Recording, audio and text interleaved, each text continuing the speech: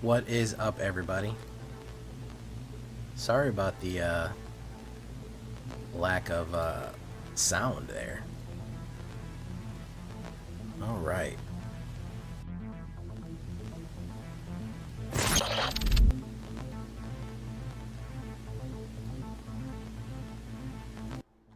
Thank you for subscribing. Cookies. We're going to do a little bit around. I'm going to try to hit diamond real quick, and then we're going to do some theory craft. Theory crafted 2 decks. I've theory crafted vampires and angels. I don't know if they're going to work. I don't know if they're going to be good. But I have my rough outline of what I want to do for it, and hopefully we get some good combination plays off that. First things first. I'm tired of being a platinum, so we're gonna fix that. Boom. Okay. Of course, I'm faced up against mono red on the play. Naturally, why wouldn't I be? That's the best place to be. Against mono red on the play. Look at that. Boom.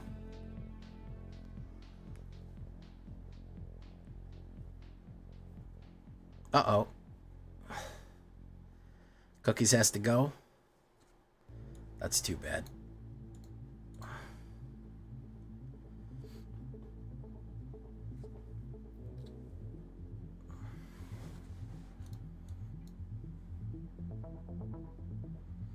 Well, thank you. Either way, thanks for rating Trexadactyl. When more people show up, of course, I will suggest you in there. Naturally.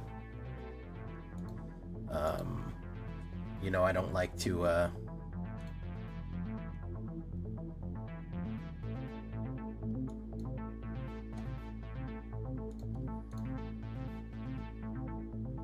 don't like to shoot the shot real quick. Boom. So this is that. We do Forsaken Miner. We do Sheltered by Ghosts. We do that.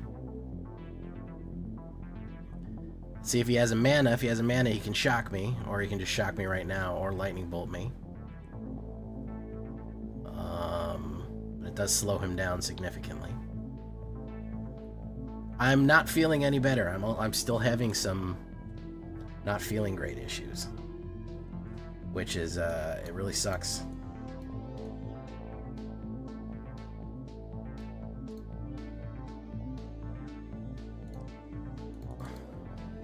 I have had a kind of head cold that I just haven't been able to shake. It's pretty wild. I've had this swelling in one of the glands in my throat and kind of this low-grade cold for like a week. It's terrible. I am feeling better. This is the best I felt for like in the last couple of days, certainly. And having the night off last night really did help. Oh yeah, Cookies is still here to say glands. Okay, that's what Cookie was still here for, yeah. Cookies was like,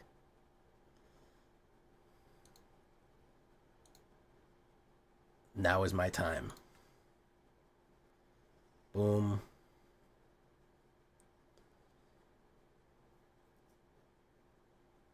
Offspring Mouse. Hey, what's up, Hillbilly? There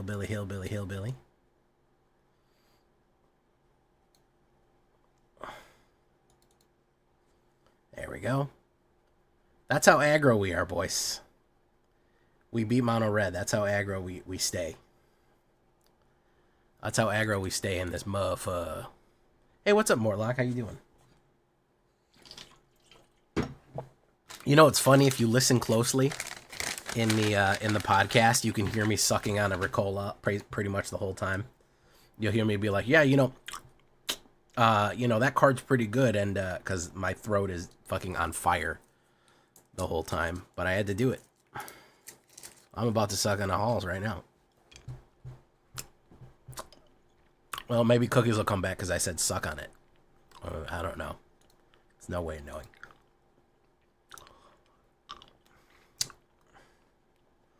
All right.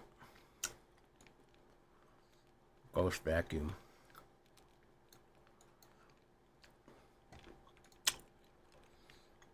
What's your 2 favorite commanders to play with? Sazerac, the Silent King, and Vito.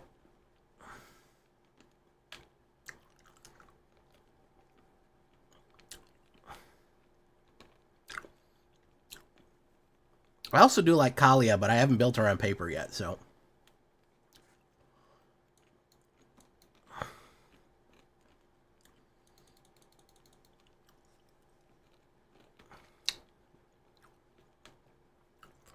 Yeah, I normally just suck at this game, so, you know. That's the biggest change. Recall.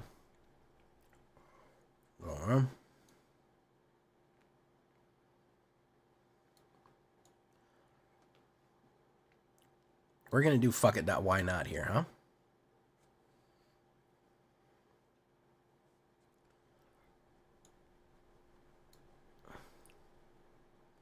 He's gonna do Gopher.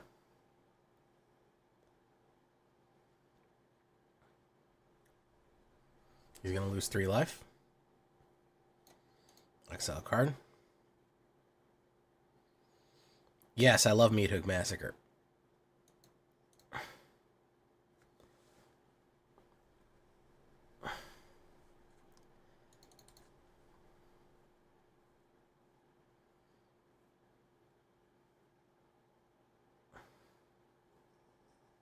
Boom. Chop, chick, chop, bot, do, wop, cheerio. Yeah, alright, let's do that. So is he going to make a Ghost Ride the Whip come out? He's going to Ghost Ride the Vacuum. That's not the right thing to do. Yep, he's out of there. Well, I didn't get my first comment responded to, but I just built an Edgar Markov deck, and I love Bailey and the Haymaker and a Magus, Luque, Lucia, Kane for commanders. What in the creds is going on here? Hey, Joe LaBouffe. Sorry, I got the game going on, Hatred. Wait, where did you post that, Hatred? Aloha, it's been a year since I tuned in. How's it going, and what are we playing tonight? Oh, my goodness, I'm sorry, Hatred. I got the game going on, and I have 2 chats. I have YouTube and Twitch. I apologize, man.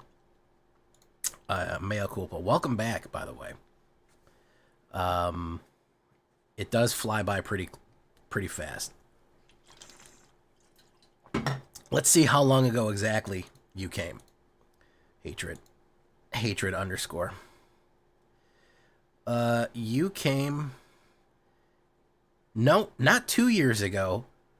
Not a year ago. 2 years ago. The last time you were here was December of 2022. It wasn't a year. It was 2 years. Well, welcome back.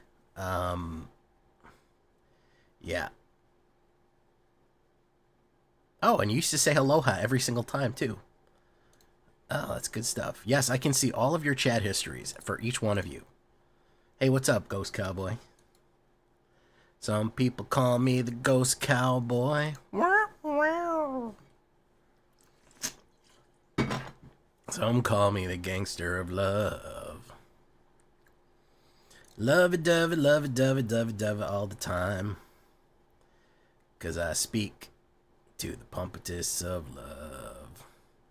Yeah, there's some crazy stuff in there, man. 'Cause I'm a joker. I'm a smoker. Cookies has got some all-stars. Not gonna lie. Cookies got some real gems in it.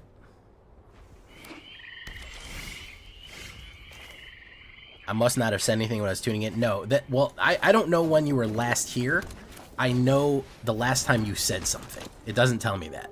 The last time that you chatted was December 6th, it looks like. December 6th of 2022.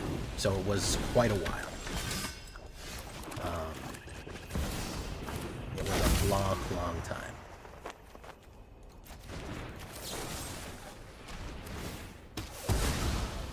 How you doing, Kevin Ivory? Chris Chaos, how you doing? Chris Chaos, is that you, Chris Chaos? The regular Chris Chaos that's normally blue?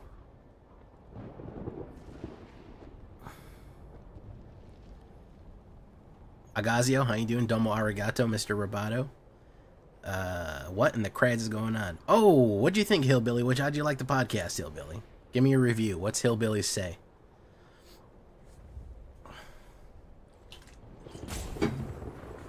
Cookies has slowed down a little bit. When Cookies first was coming, Cookies was coming in hot. Cookies was bringing heaters.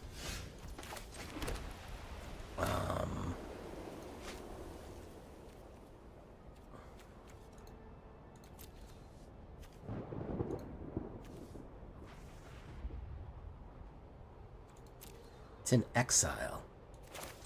Let's do this then. Boom.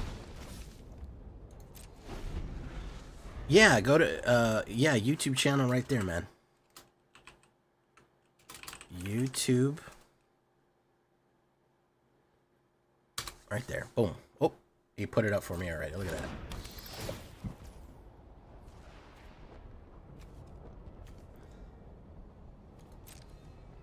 Let's see what he's going to take.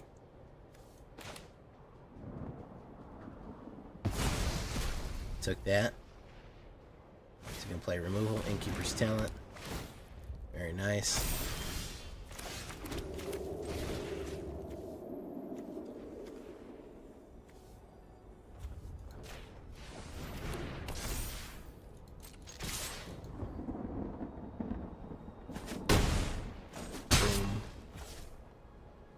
Okay. Just got done with Black Council podcast. Got even more excited for Foundations. Fantastic, man. Glad to hear that you all are excited for the Black Council. I mean, for whatever the fuck this shit is called. What's this crap called? Foundations. There you go. Ooh, this is about to be a big sloppy hit right here. A big old beefy boy hit.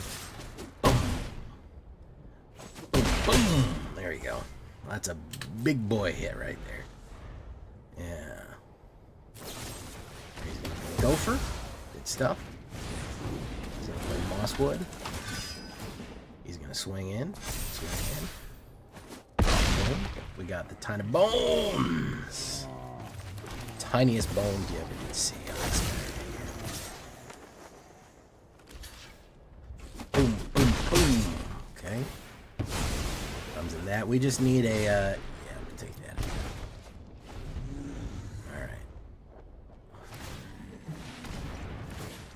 Good gaming right there. We didn't draw any removal. It gets the 10. Pop it. There we go.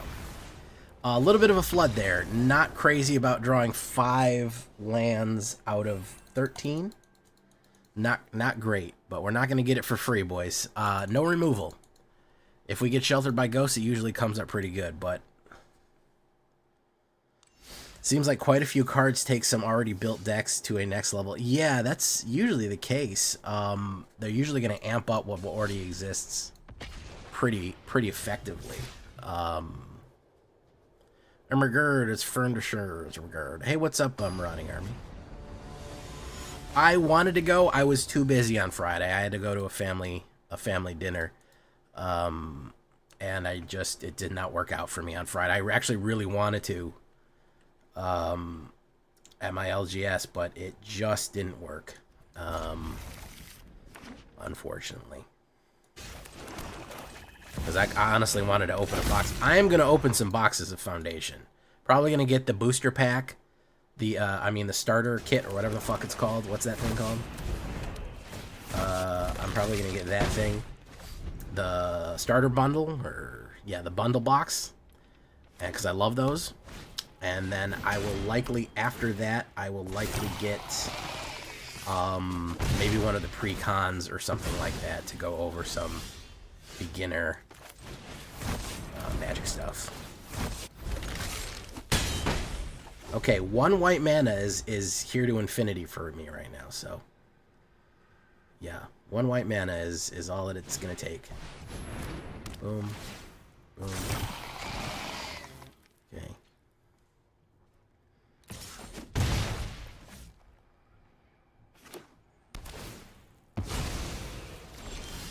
Hey.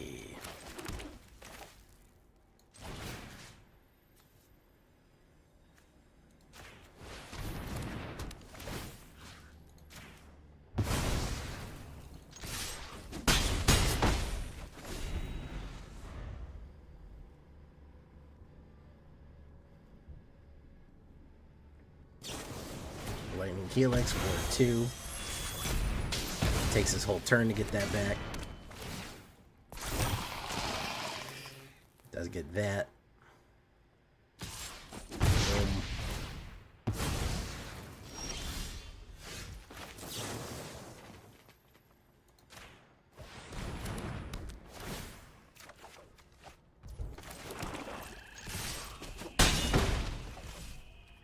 Alright, we do that. That's awesome to hear, Trexo. Want to try Blasphemous Edict with Meat Hook Massacre 2?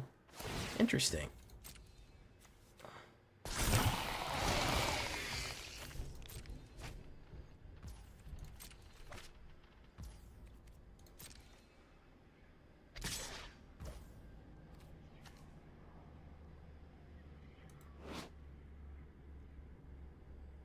Can you only activate these as a sorcery?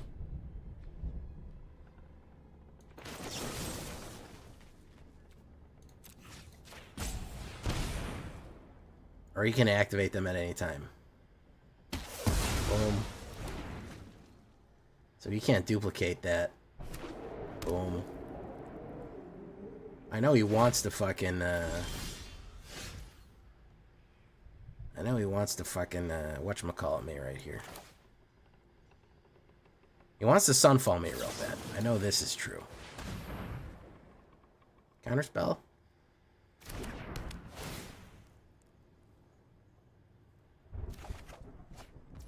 Alright, we're gonna keep that.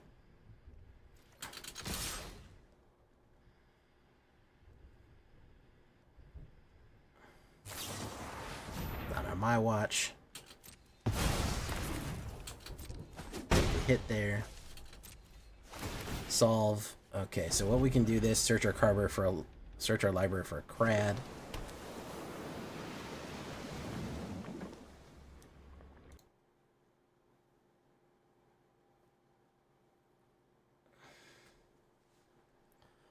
Want to try Blasphemous Edict with Meat Hook Massacre 2? That's going to be a long time to set up. That's a big investment. That's a big fucking investment to get that much shit out. I bid you good adieu with that. But that is a huge commitment. That is just a fucking massive fucking commitment.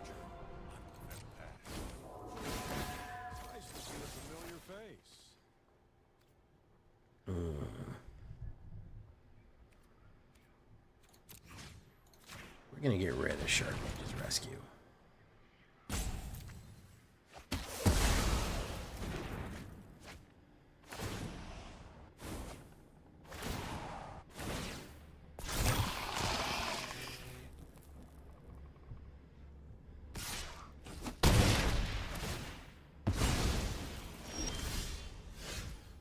So we're gonna put down this. We're gonna actually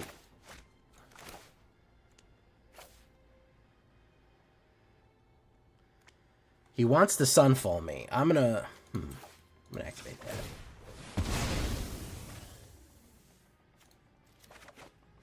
Yeah. So he really wants to Sunfall me. I think if I tap him out, put down Corpses of the Lost, and swing in with all the heat that I have, we might be able to get him. And okay, so he didn't Sunfall me there.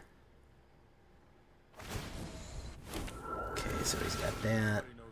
He's probably going to duplicate.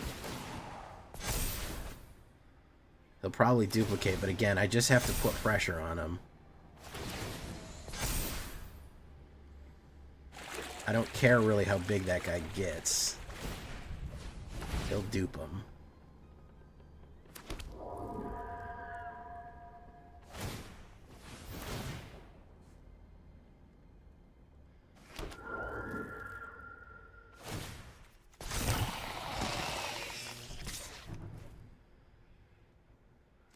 No blocks, we'll take the 4. He does have a possible counterspell here.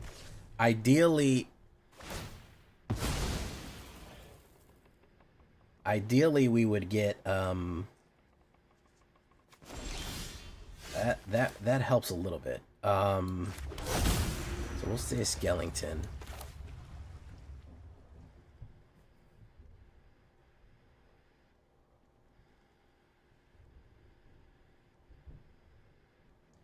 Corpses of the Lost, followed by Stash, may be the way to go. But he also might have a counterspell, which would suck.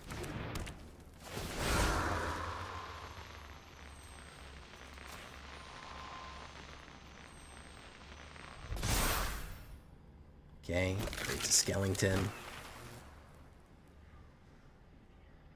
Does he have the counterspell here? We'll wait and see. Here we go. He's got some sort of instant. What kind of instant he has, Lord only knows.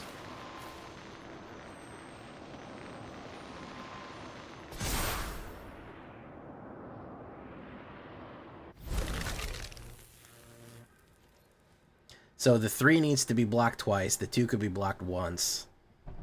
I say we push the we push that. He's got to be double blocked anyways.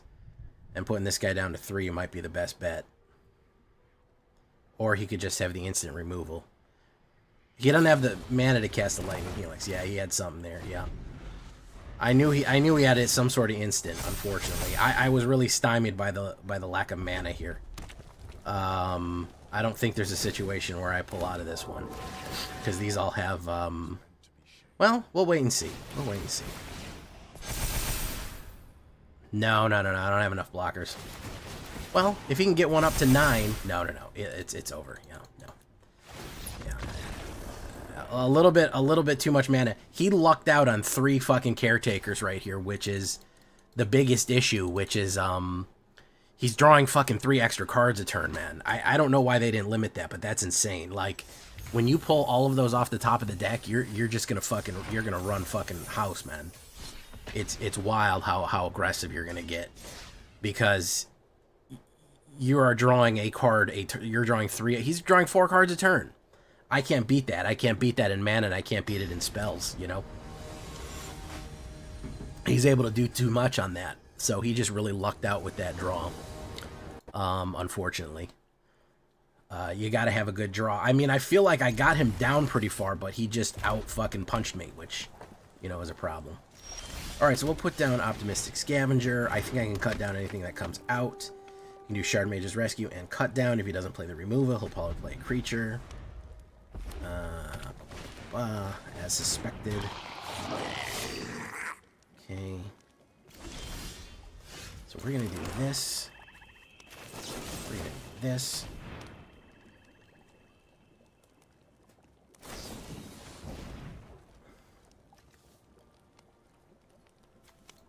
Boom.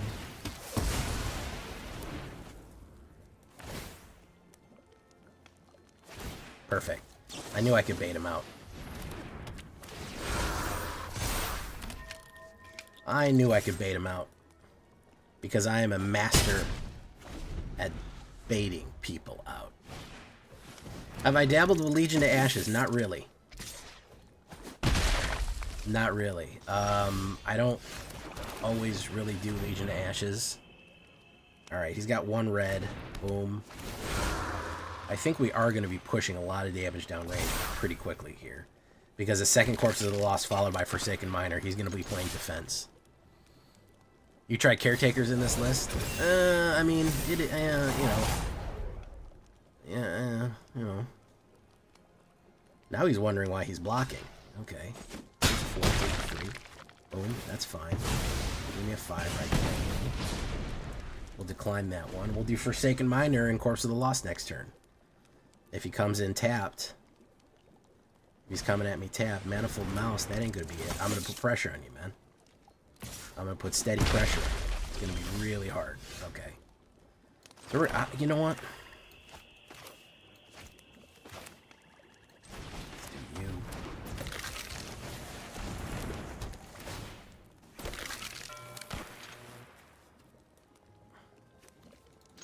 All the fucking pressure. That's 12, man. Maybe he can do it. I don't know. Maybe he can. Probably should have left a blocker, but hey, whatever. Yeah, I probably should have left a blocker. He's probably got 2 turn inside out, and that'll be, yeah, might have make 2. And yeah, if he gets a +3, he's good to go. Should have left a fucking blocker. I'm an asshole. That's completely on me. I should have left. If I'd have left a blocker, I'd have been fine. If I'd have left a blocker, I'd have been fine. Well, no, not really. Because, listen, by the way, the guys, this deck, if you're seeing this lose right now, it still has an 85% win rate. It went on a run of 1, 2, 3, 4, 5, 6, 7, 8, 9, 10 wins in a row. It's only natural that they're going to try to stop me with this shit, man. No, I'm trying to hit diamond right now, which I'm going back and forth. Liliana Dreadhorde General is too fucking slow. Hey, how you doing, Caretakers takes up a 3 spot for the enchantment. How you doing, Drift Ronin? That's the issue.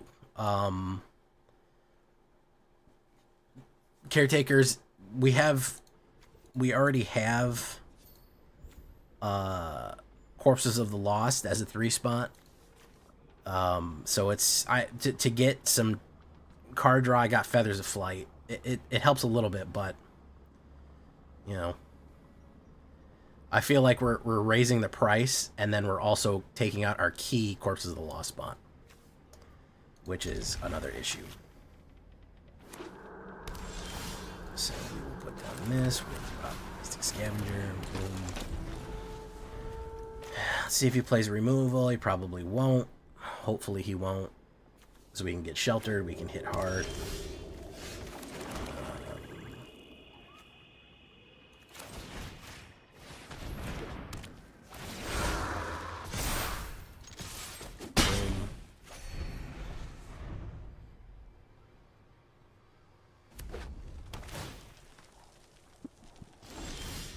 Ooh, Lord, trouble's so hard.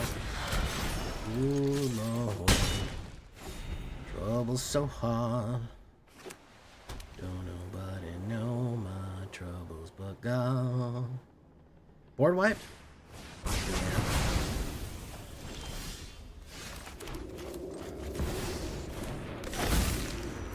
It's really going to throw some heavy shit to... my MMR is going to be through the fucking roof right now. Unfortunately, like I told you, I wanted an absolute fucking killing spree with this deck. 85% ain't no fucking joke, man. They are not fucking around with 85%, bros. They do not want you steady 85%. That is not okay. Portal Phyrexia, Rite of the Moth. Turn target creature card. Did you put any good creatures in there? No.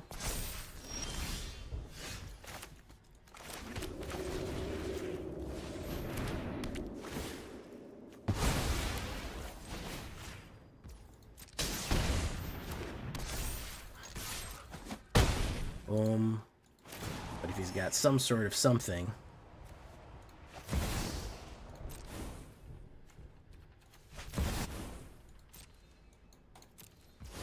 Oh, it's too bad that I can't exile it. Okay. Probably another white, because he really wants to just res. He really wants to just res. Yeah, to Valda, return a target non-land permanent. That's going to be that for... Nah, I told you it's not gonna let me hit fucking. It's not gonna let me stay at 80 fucking % win rate, man. You're gonna get humbled. It's just gonna happen. You have to expect this going into going in with that high of an MMR. You're gonna get your ass beat a little bit. The game is just. I know it sucks. It shouldn't be that way. It shouldn't be that if you fucking build a really good deck, you're punished for it, but the game is gonna fucking auto balance you. You're gonna get auto balanced. You're gonna go up in MMR. You're not gonna go on these runs. It's gonna push you close to as 55-60% as it can. I'm never gonna live at 80%, 90% win rate. It's just impossible to do. I'm actually not too terrible at it. If not, we're going to the fucking... I want to hit diamond, so we're going to go to the fucking mice, which is the easiest thing to do. Optimistic Scavenger. I declare war. Mice is fucking easy mode. Every fucking bat. Look at all that fucking kill I got, man. Which one do you want? Which one of those kills you want?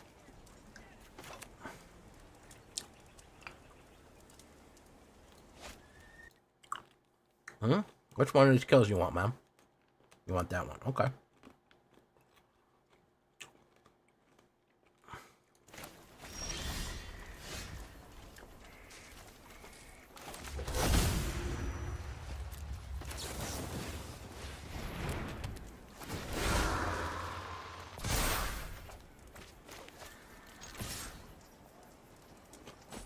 Boom.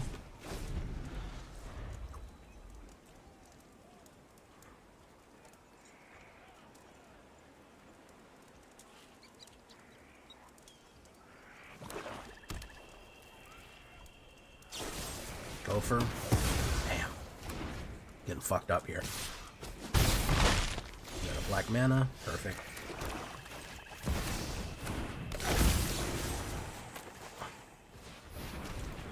Discard that.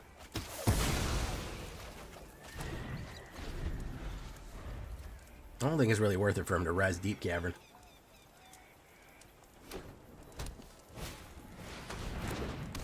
Well, either one. It's fine.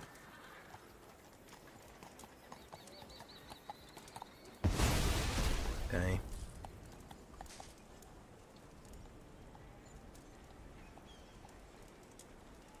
If he plays another kill card, I'm in bad shape. Yep, he sure had it. Fuck me, man. Fuck. Another fucking land. Get rid of you.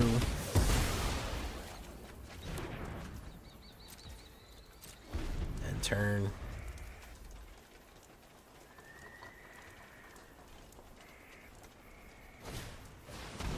Unholy Annex.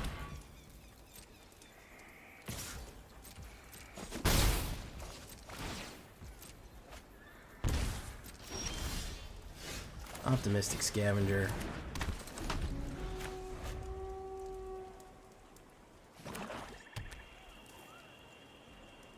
If it's another kill card, I swear, man. If it's another kill card, I'm gonna be really pissed. Man, we're getting some shit hands here. They're really trying to MMR the fuck out of me, aren't they, huh? They're like, 10 wins in a row. Fucking sound the alarms on this asshole. Sacrifice is gonna bring back that. It's a weird fucking choice. Especially considering I could just draw a removal, which I didn't. Fucking hell, man. Getting me 6 ways to Sunday here, bros. If it's not one fucking thing, it's the other, man. Jeez. No fucking skeletons. I got a whole skeleton deck. I got nothing. There's another removal. All he's fucking played is removal. Oh, that's good. Good to see. Make one of those. Jeez, man. Stash skeleton, finally fucking something. Jeez.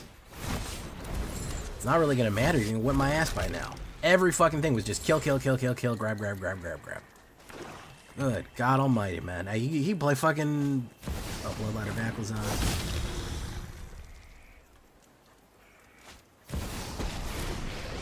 Yeah, this is a fucking hell right there. Alright, we're switching to mice. We had a good run with skeletons, but clearly the MMR has it out for him. It's telling me, don't fucking play this. Don't fucking do this, man. I'm not going down anymore. We're switching to mice and fucking them up. Mice is easy mode, and I'm tired of just living in platinum. We just need to be in diamond already.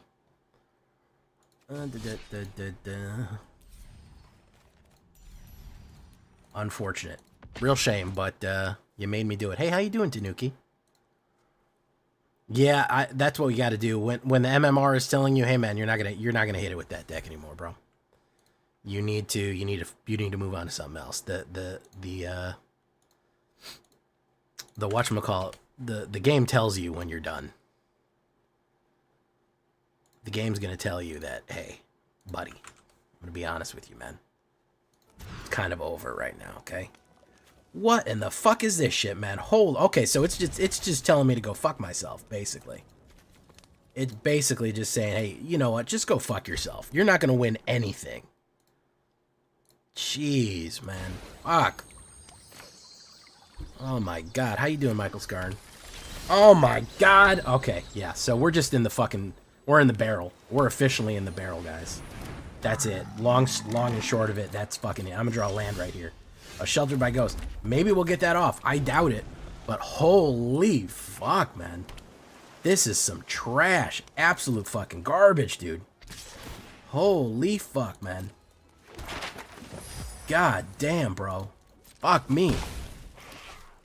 Holy shit. 6 mana off the fucking top. Okay. Inspiring Vantage. We'll do that. You're probably just going to play kill card, so I highly doubt it fucking matters, but... He's got an instant in his hand. We're going to wait. Fucking hell, dude. Just let me get in. Let me get in, man. A little bit. Just a little bit. Jurassic Park. Awesome. Yeah, Reflection Net. Oh, yeah. This is fucked. This is royally fucked right here. Exiled until leaves battlefield. Yeah. So the only thing I can do is get a small card, grab Reflection Net with Sheltered by Ghosts is the only thing that I can do to get that back, which really isn't going to help. I'm probably going to draw mana. If I had to guess, I'm probably going to draw mana. And he's probably got the 3 blind mice loot. Woo-wee, they said no, Jay. You're not getting no fucking diamond for you tonight, Jay. You fucking kidding me? Diamond for Jay. Jay's going to hit fucking diamond. You fucking out of your mind, man. You out of your fucking mind.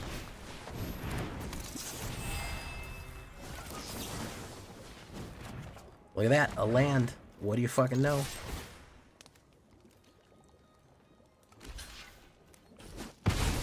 What do you fucking know? A land.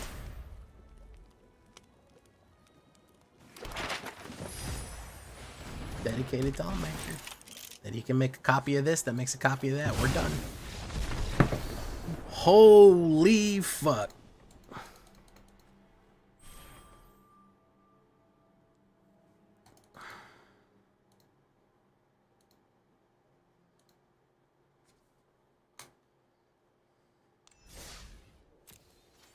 Holy fuck, man.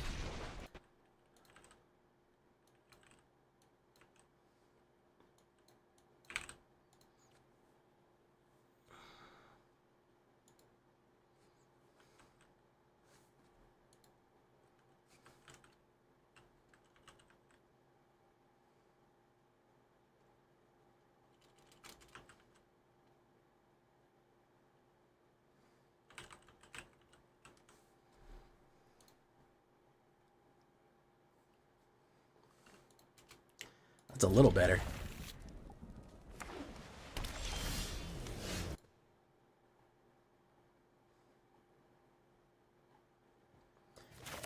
Let's do that.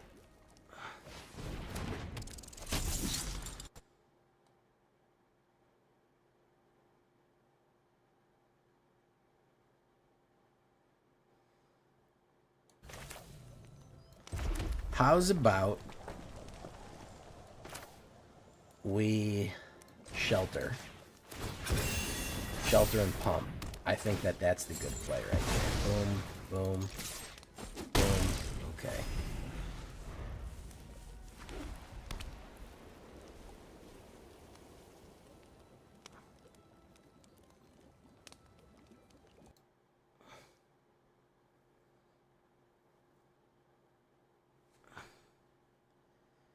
Very nice. He gets that back. Okay.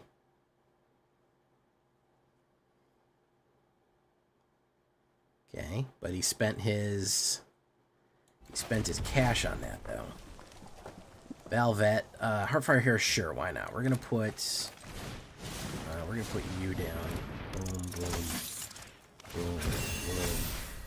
Double strike on the mic like a werewolf in the moonlight.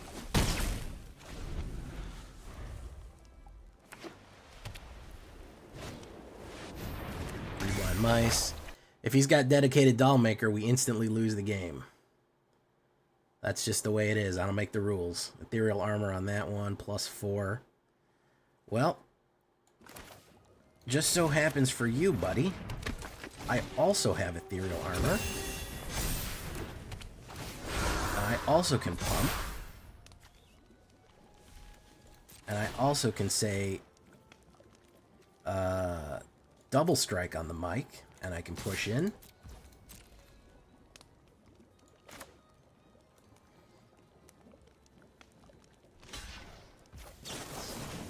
And I can pump some more. Boom, boom. Boom. And now shit's real. Shit got real. I could have a sunfall, but I think he's dead. Yeah. There we go.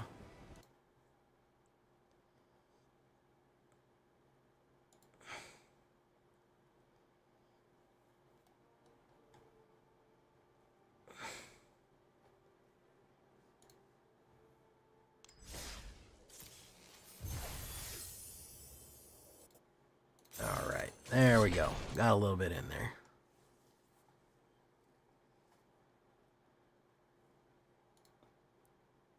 He has to unlock the doors all over. Yeah. Occasionally, Arena puts a test in front of you. Occasionally, Arena will put a roadblock up. They will do it.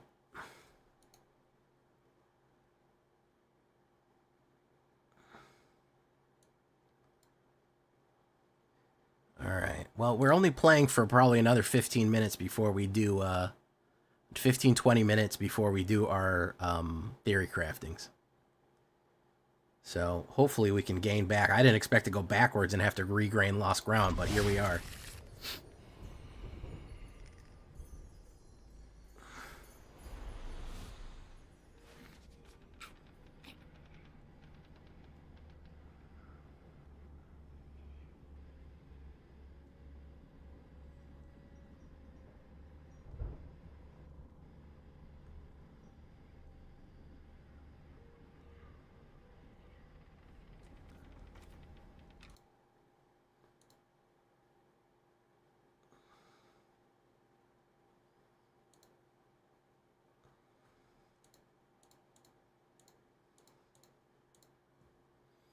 Bum, bum, bum, bum, bum.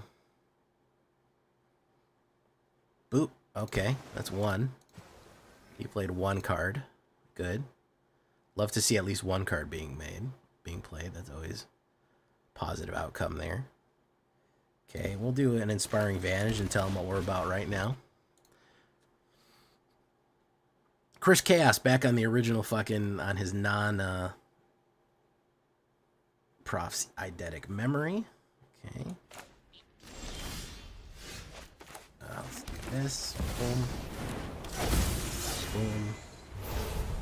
Angel Fire Ignition. It's hot and fresh out the kitchen. I think that Emberheart Challenger into Ethereal Armor, I think that's going to be our best bet. I don't know what he's got going on here. He's only going to have 2 mana. But I feel like I can push a lot of damage downrange pretty quickly here. So we will do Ember Hearts. We'll do Ethereal.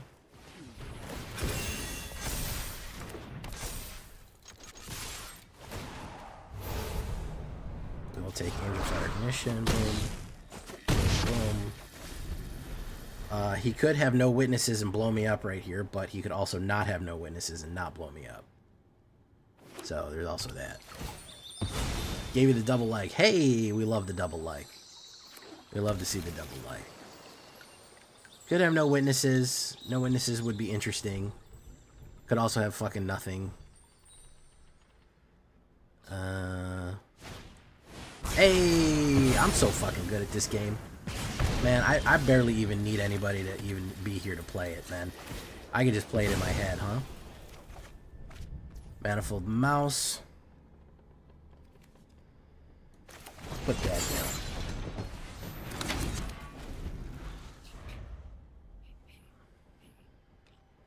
Told you he had no witnesses. I'm like a chess player that's like so moved beyond the point of playing chess that I could just imagine the moves in my head and I don't actually need to do anything.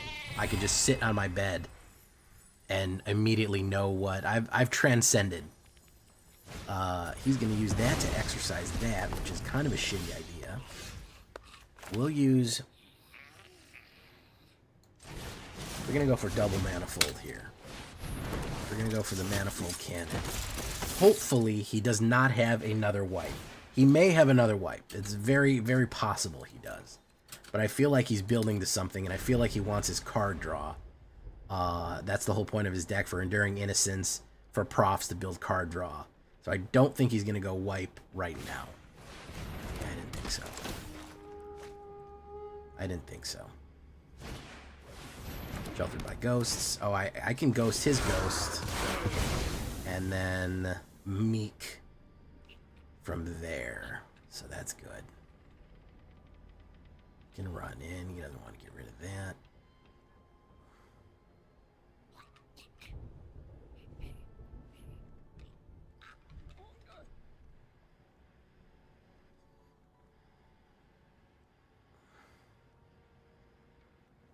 Unfortunately, it's like trying to see, it's the same problem with trying to see the future, is that you can see 100 probable futures, but only one of them is going to be right. So I can anticipate so many different moves that are going to happen and probably pick the right, close to the right one. But it's never going to turn out quite right. Well, that double fucking shelter is not good.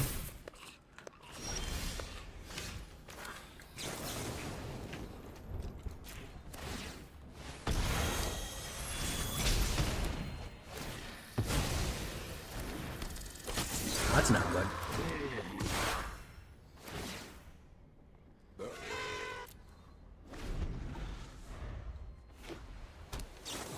Yeah, you're never going to know which one is the right future. That's the issue. So I got to play Sheltered by Ghost and Sheltered by Ghost. I got to play it twice. Unfortunately.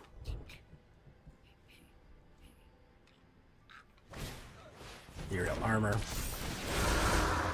Or he's just going to kill me right here.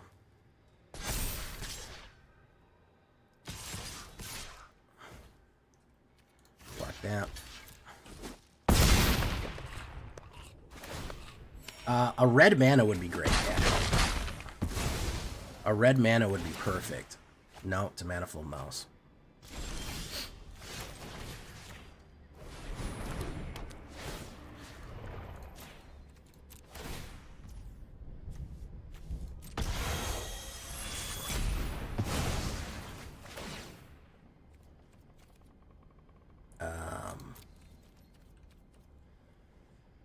No attacks.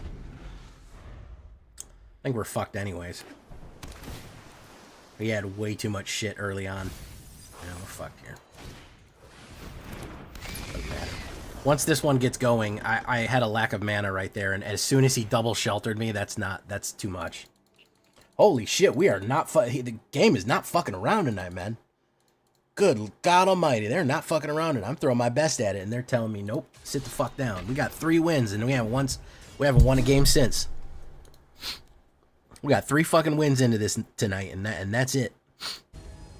That is fucking wild. My best skeleton deck, which so far also, by the way, has on the play, it's 100% win rate on the play, but it's put me on the draw 16 times. So make of that what you will. And I was on the draw so many fucking times. Alright, so we're gonna do this. Scavenger, boom. I've been on the fucking draw, I think.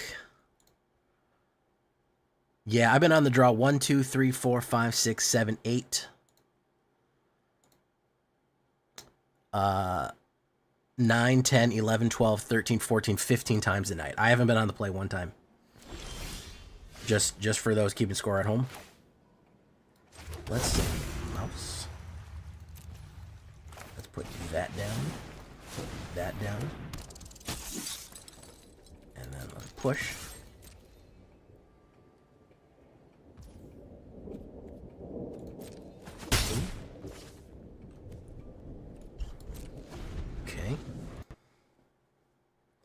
So yeah, I am officially in the barrel. It has not fucking put me on the play. Double strike. What's he gonna get? He's gonna get double strike on the mic, like a werewolf in the moonlight. Boom. Okay. Fantastic.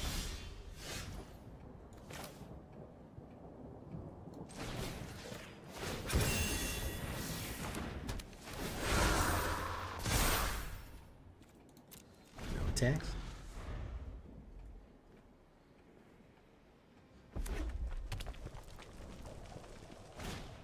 Be my mentor. Wow. It has dedicated me to fucking lose tonight, huh? Absolute lose dedication here. He's probably going to play the pawn. No. Oh, you didn't play. Okay. There you go. On to something now. Let's do...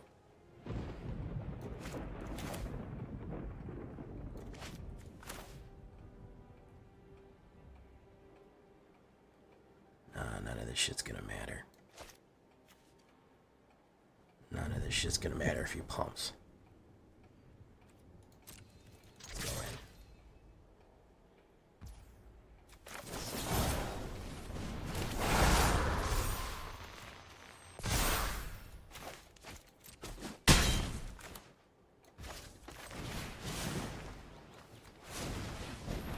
Boom. Okay.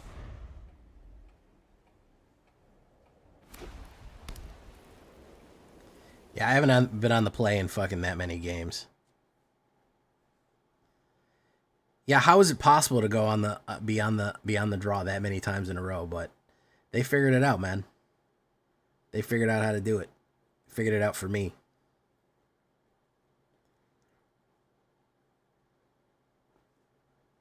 How you doing, Dallas Corbin? Lightning Helix, that's game. Double strike on him is 8 and 9. I can't win on the kickback because he's got vigilance right there. Holy shit, man. Holy fucking shit, bros. We have lost more games tonight than probably all season. Holy shit, man. They are not fucking around right now, man. Wowzers. I have been on the draw 1, 2, 3, 4, 5, 6, 7, 8, 9, 10, 11, 12, 13, 14, 15 times a night. That's where I've been at. I have not been on the play one time tonight. I'm not kidding. There has not been a time that I have not been on the play. This is the first time I've been on the play all night. I'll show you too. I'm not fucking around. I'm using AetherHub.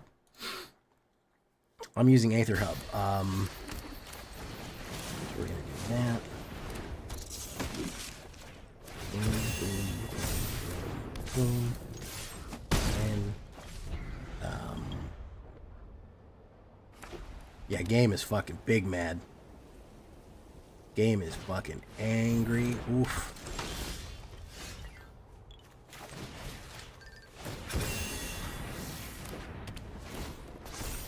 Oh, look, when I'm on the play, I beat their ass. What do you fucking know?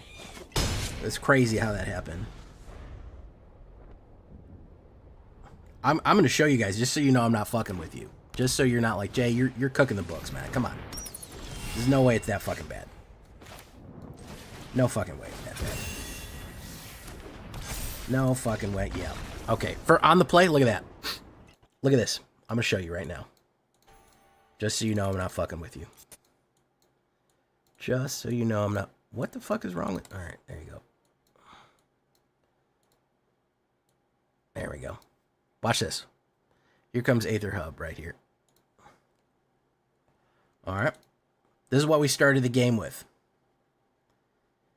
Draw, draw, draw, draw, draw, draw, draw, draw. Can y'all see that? Okay. 5 losses in a row. I've been on the play twice with this deck. Nice Mice, the one I just played. Draw. Draw, draw, draw, draw, draw, draw, draw, play. So all of this was tonight. 1, 2, 3, 4, 5, 6, 7, 8. 1, 2, 3, 4. 1, 2, 3, 4, 5, 6, 7, 8. 16 times. 16 times I've been on the draw with 2 aggro decks. So yeah, I mean, you know, you can say, Jay, how come you didn't do this? How come you didn't do that? How come you didn't play it this way? How come your deck isn't better? I can't do anything. How can I fix that? How can I possibly go up against it yet? If I'm playing aggro, well, that's the problem. That's the issue. That's the issue, isn't it, Trex? Is that I'd have to play that many games, and I don't want to. It should give you... I know it's trying to achieve true randomness, but it's trying to achieve true randomness, but goddamn, dude, it needs to give a little bit of weight. If you've gone, it needs to have like a mercy pull or something like that.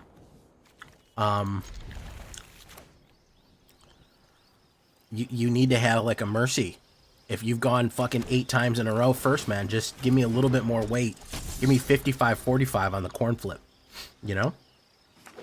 Give me something, bro.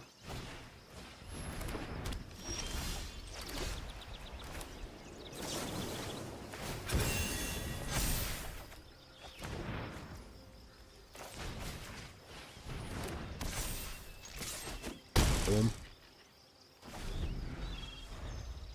Hopefully he'll put down that bat and I can hit it with Sheltered by Ghosts. Or he'll play removal and it'll explode. I knew he was going to play the fucking bat. I knew he was going to play the bat. I always play the fucking bat.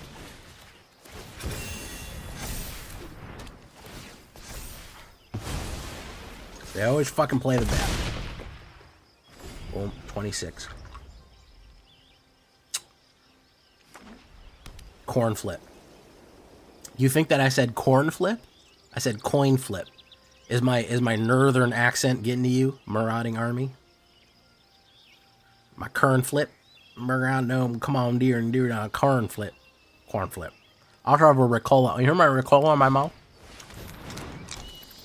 Dark Star Banshee. Target. It's target non-land permanent.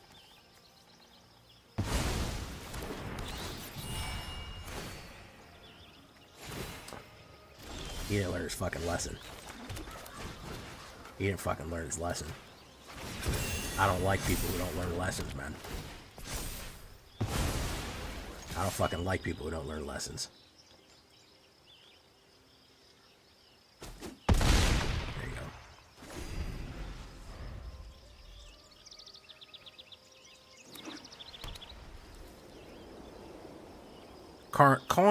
Hot corn flip.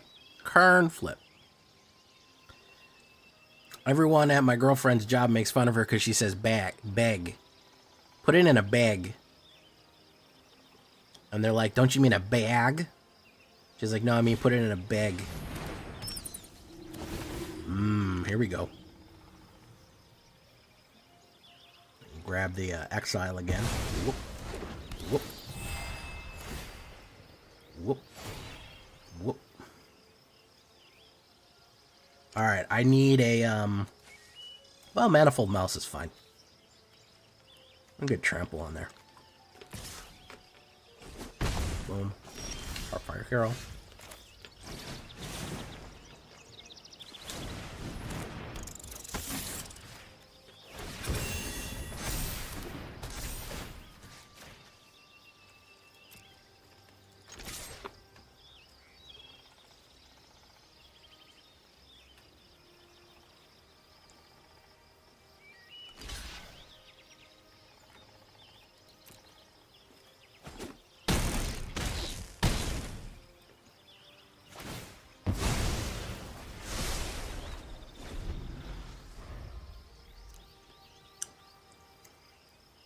Boston. I didn't know you're from Boston. Marauding Army. So I really should be saying Marauding Army. I'm getting better life gain than the life gain deck. Yeah, because they're on defense. The thing about aggro is it puts you on defense fucking constantly. You have to, all you're doing is you're not able to play your combos. You're just pummeling them so much that they're not able to pull off the things that they want, you know? You're just hitting them with flurries. Could even be hitting them with McFlurries, which, you know, are mediocre ice cream.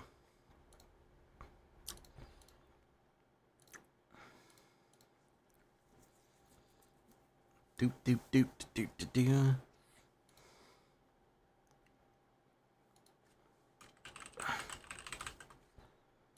Boop boop doop.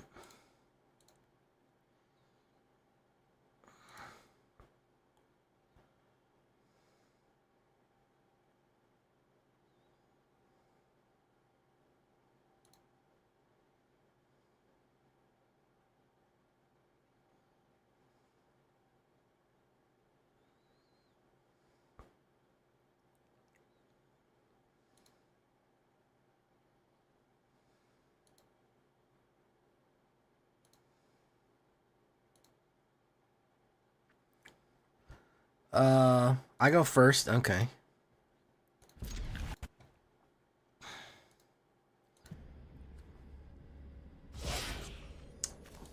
Oof, I got no early plays.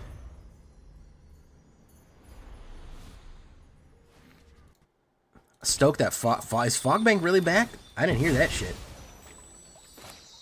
That sounds like it's gonna suck. I used to hate that card. Aggro's about to go through something, man. Combo decks, I think, are going to be the key pieces. Life gain combos, because aggro, if Fogbank, Authority of the Consuls, you can really slow the fucking game down, which, frankly, we needed. The game was going too goddamn fast. I'm a little bit worried about Omniscience Resurrector. I'm a little bit worried about Azorius Control, but, you know, we'll take what we can get here. Aftermath Analyst. Okay, so he accidentally put the thing that he wanted in his graveyard, which is not great for him. We will put down that. Boom, boom, boom, boom, boom, boom, boom. Draft. We will take Angel Fire Ignition, hot and fresh out the kitchen. The sheer amount of overwhelming shit is going to keep it balanced. Yeah, I'm interested to see what happens, man. I really am. I really, really am. Fell. Nice. Okay.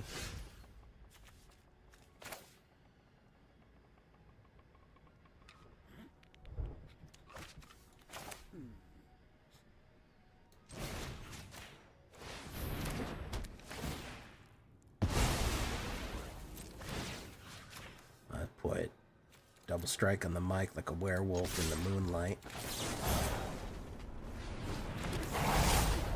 10. Okay. There's some good stuff out there, man.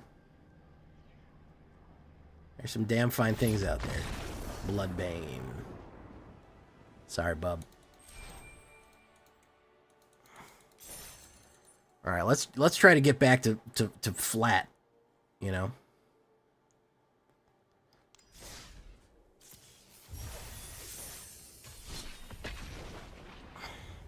I really am gonna have to buy more. This is like the first time I'm gonna have to drop like a 20 on the game to try to buy more fucking foundations. I clearly do not have enough gold for foundation. I'm only gonna have like 90 packs, and that fucking sucks for foundations. There's way too much shit to go in with 90. I'm not advising everybody to do that. I just need to because it's my job, you know.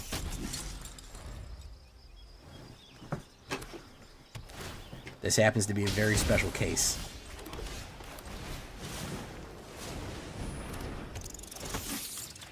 Boom, boom, boom. Double strike on the mic like a werewolf.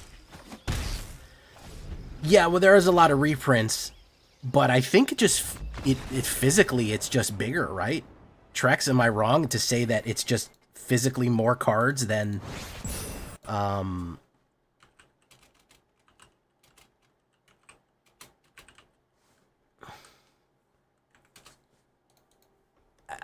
I think it's like 300 and something.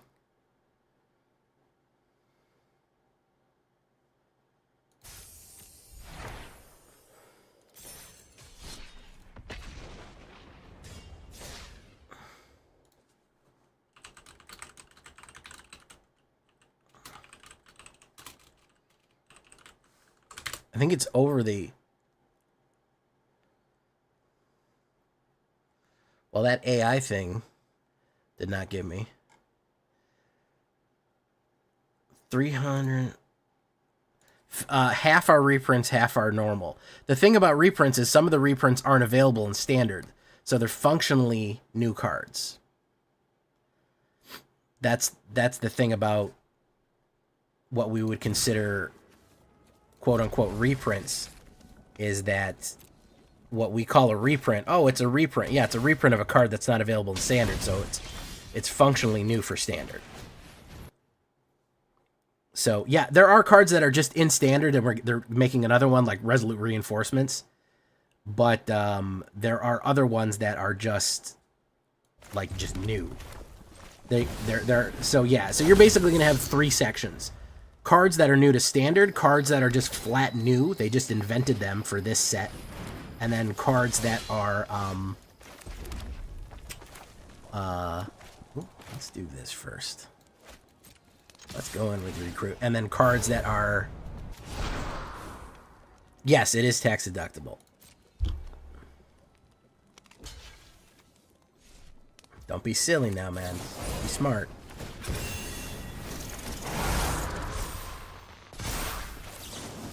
You still ate it.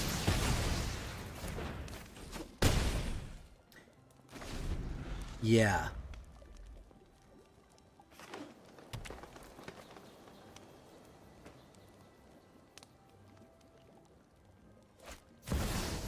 War leader. Okay, so let's do...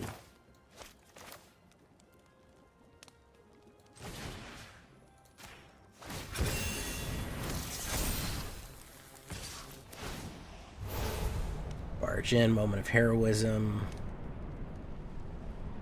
Non-Human, Lifelink. All these fucking suck. We'll try out. It's not as much as you think, man. I can put it against the gains that I get from Arena, which is not very much.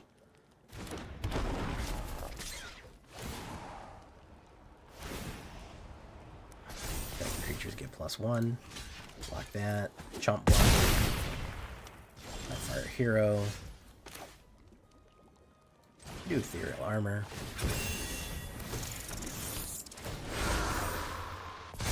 Okay.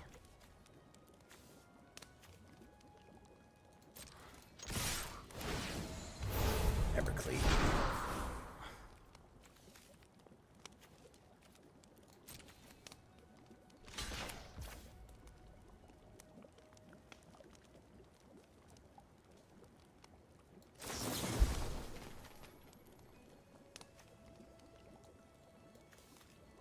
Valiant. +2/+2. Yeah, there we go. Yeah, I don't spend that much, so maybe I can write off $300 on my taxes. When I bought my computer and my equipment, I get to write that off on my taxes too, as expenses against gains. So I bought my computer last year, so I was able to write off like the whole $2,000 for a new monitor, computer, because it is my job. I make income from it. I make income from my regular job too from it as well, so it helps. 292 cards in the set. Good Lord, Chris Cass. So,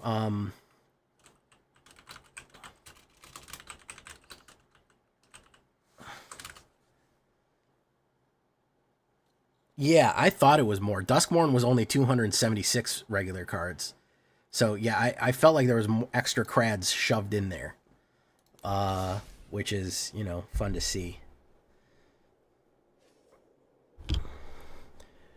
All right.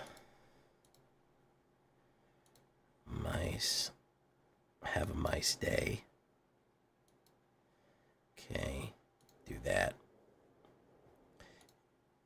It is. It's not the worst thing. Let me tell you. It's not the worst thing to happen. Arena's on crack tonight. Fling cards. Revise. Okay, guys, you want to do the you want to do foundations before my throat gives out? Since we officially after an hour and 15 minutes of playing gained 1 rank. I didn't know they're doing an anime art veto. That's pretty fun. All right, so let me pull up my browser. Okay, turn that on. Both. Hey, there we go.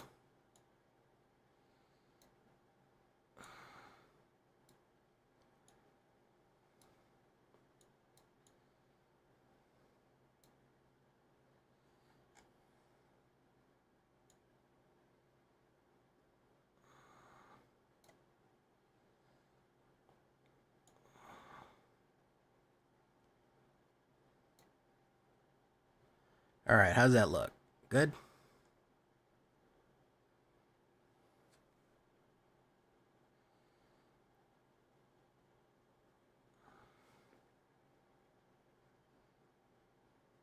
Okay. It feels like 350 plus. Yeah. There's also, oh, in Jumpstart packs. Yeah, I'm going to have to do the Jumpstart packs too. Because Jumpstart is a whole other fucking thing. So, that's a whole other fucking can of worms here. All right.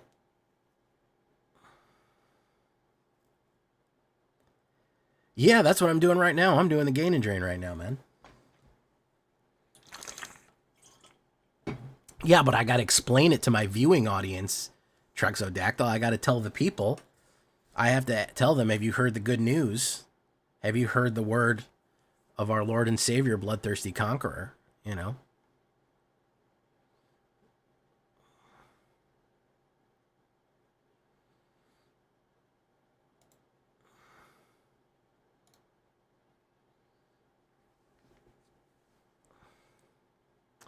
So we got 2 things to go through. So we're going to do 2 of them tonight. How about that?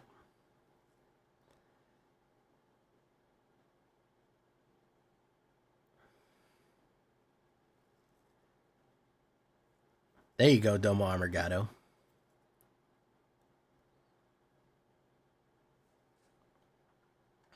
Okay.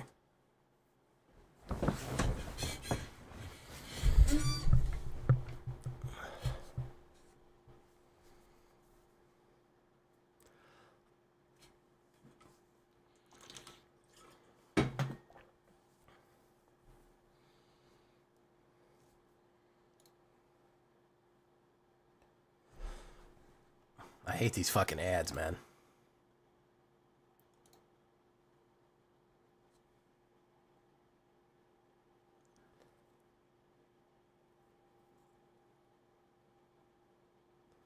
Oh, let me take a look at that Mineral Area Gaming Union. Oh, yeah. Hell yeah. Hell yeah. Oppose us and die, heretic. Join us and be blessed with immortality. No. I'm sorry. The art is great. That is not good through through the blood of the wicked we shall be redeemed. Hallelujah. Amen. Through the blood of the wicked we shall be redeemed. Are you kidding me? That's way more fucking hardcore than oppose us and die. I mean, it's not bad, but I mean, the art is sick though. That is good, very good art. Let's not lie here. What's through the blood? Through with the blood. Through using the blood of the wicked we shall be redeemed. You know, that's what he's saying. We're going to use the blood of the wicked to redeem ourselves.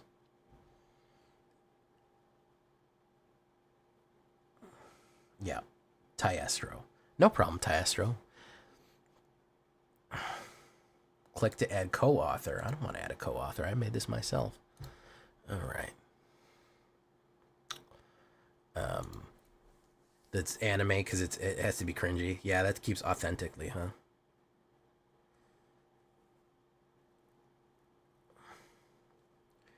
All right, so let me do this.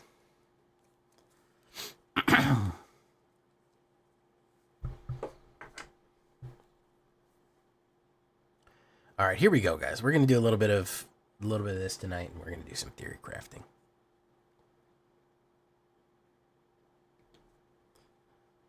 Welcome back, everybody, to the show. I am your host, as always, Jay Villain, aka That Villain Jay, and tonight we have a very special treat for you. Yes, we do. Because you see in front of me is Moxfield, the Moxfield Dex Builder, where we are going to be theory crafting our Vampire World Black. Yes, we are. Because the world is a vampire, as you may or may not know. And it's sent to drain. Okay?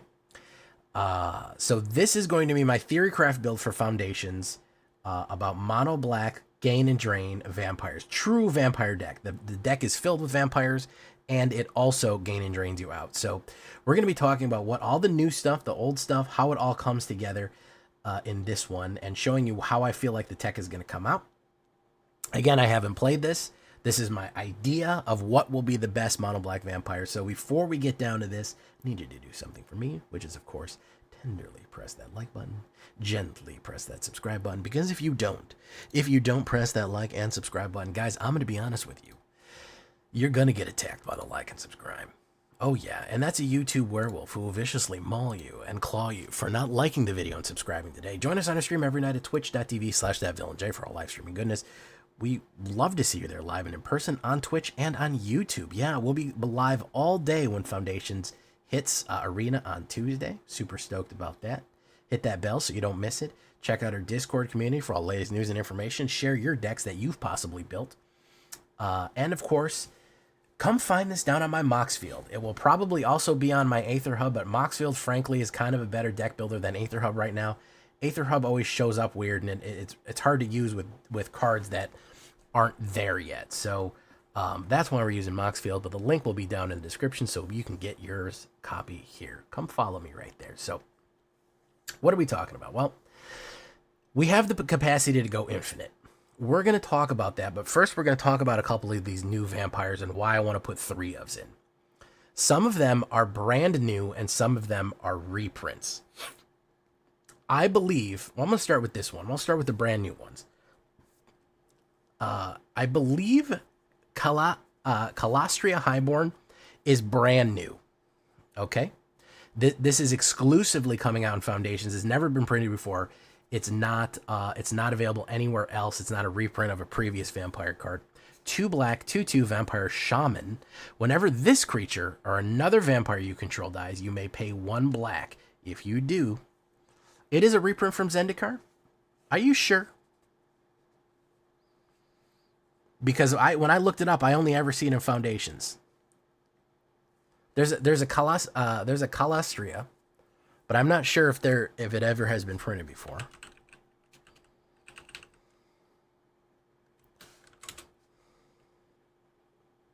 Oh yeah, it looks like it is. World Wake. All right, so I'll have to re-edit that. Yeah, it was on World Wake. All right, not Zendikar proper. Okay, the different one. Yeah, it was a game day promo I want. Yeah. Okay, so it falls on a weird position. All right, let me recut that then. Vengeful Blood Witch is brand new though. I know that.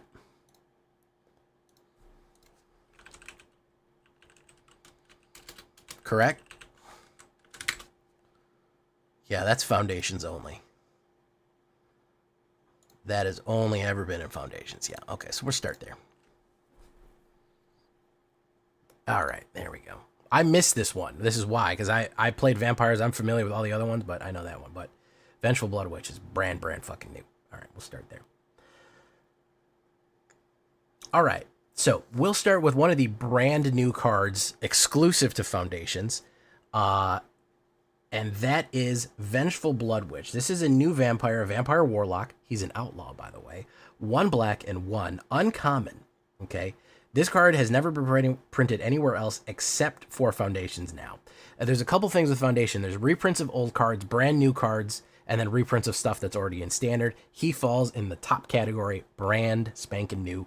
1 black and 1 vampire warlock, 1/1. Whenever this creature dies, or another creature you control dies, target opponent loses 1 life and you gain life. Very simple, kind of like a Blood Artist, you know, except kind of a little better than a Blood Artist, I think. Or what is it? Not Sanguine, whatever that other one that does gain and drain. So simple, 1/1, 1 drop, 1/1, 2 drop, gain and drain. When it dies, it comes back, etc., etc., and so forth. Now, going from there, we're going to go into some of the reprints. A classic card that used to be like top tier was, I used to play this all the time, was Vampire Nighthawk. 2 black and 2 black and 1, 3 drop, 2/3 flying and death touch. Wow, very, very powerful as an uncommon right there. This used to be like one of the best vampires in the game. He's been outclassed since then. There's more powerful stuff since then, but still, you're going to see a common theme in all of these cards. All of them are either going to have to give you life, are going to give you life in some way. They're going to get a gain and drain effect. With him, it's lifelink. We want everything to be in service of gaining life. We'll talk about that in a minute. Next, a reprint that I used to play all the time, Null Priest of Oblivion. Really like her. 1 black and 1, 2/1, lifelink and menace. Okay, again, sticking with the lifelink feed. We want life gain in this. That's going to be essential. Kicker. She has a very unique kicker, which is 1 black and 3. So you can kick her for a grand total of 6 and bring any creature from your graveyard to the battlefield. Extremely powerful and extremely useful. Resurrection early game, you can start putting in the life gain and drain on her like that. And then in the later game, you can possibly resurrect something with her right there. Another card that I was not familiar with, but is actually a reprint, 2 black, Calistria Highborn, Vampire Shaman right here. This is another, again, gain and drain effect. The world is a vampire, guys. Whenever this creature, another vampire you control, dies, you may pay 1 black. If you do, target player loses 2 life and you gain 2 life. As you can see, there is a theme going on here, guys, okay? Which is gain and drain. We want life. We want almost every card to gain us life. That's the main goal right here. If we're talking about cards that already exist in standard, we have 3 greedy freebooters. A little bit of sacrifice and ramp never hurt anybody. If you don't want to include too many of him, that's fine. But he's our only human, and he's going to be our human thrall and sacrifice creature right there. We're also going to have Ichor Drinkers, because I like that he is a 1-drop, 1/1 lifelink. Again, triggering lifelink is going to be essential. And we're going to go with 3 Preacher of the Schisms right here. He does not have built-in life gain. However, he does help you draw cards, and he creates 1/1 vampire creature tokens with lifelink, potentially. He's also a Death Touch. Death Touch is a big part of what we have. Death Touch, Death Touch, Death Touch.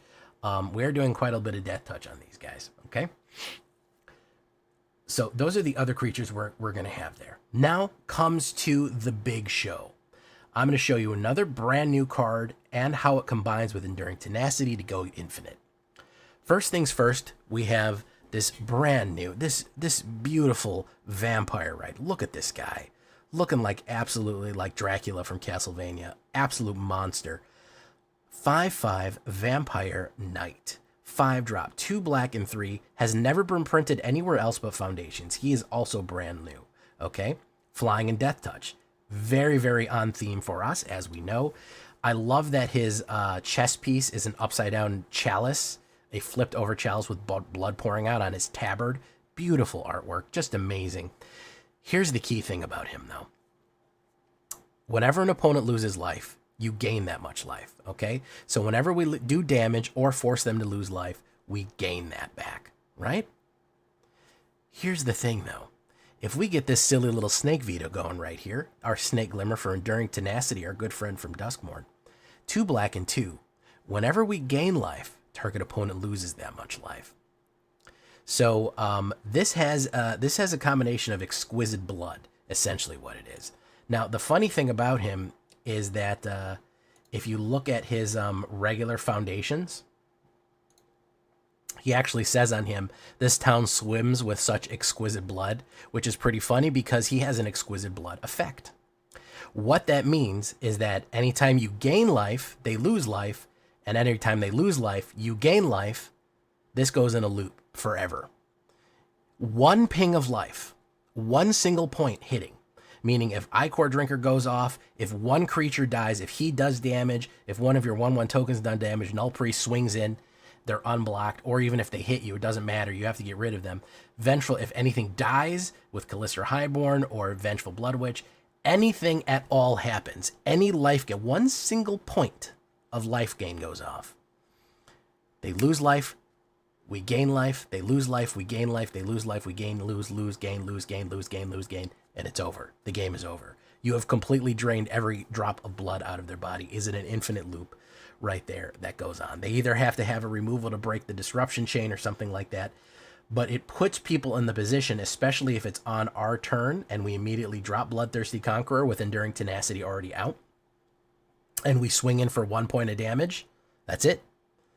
1 point of damage. We gain, they lose, we gain, they lose, we gain, they lose, and that's all it takes.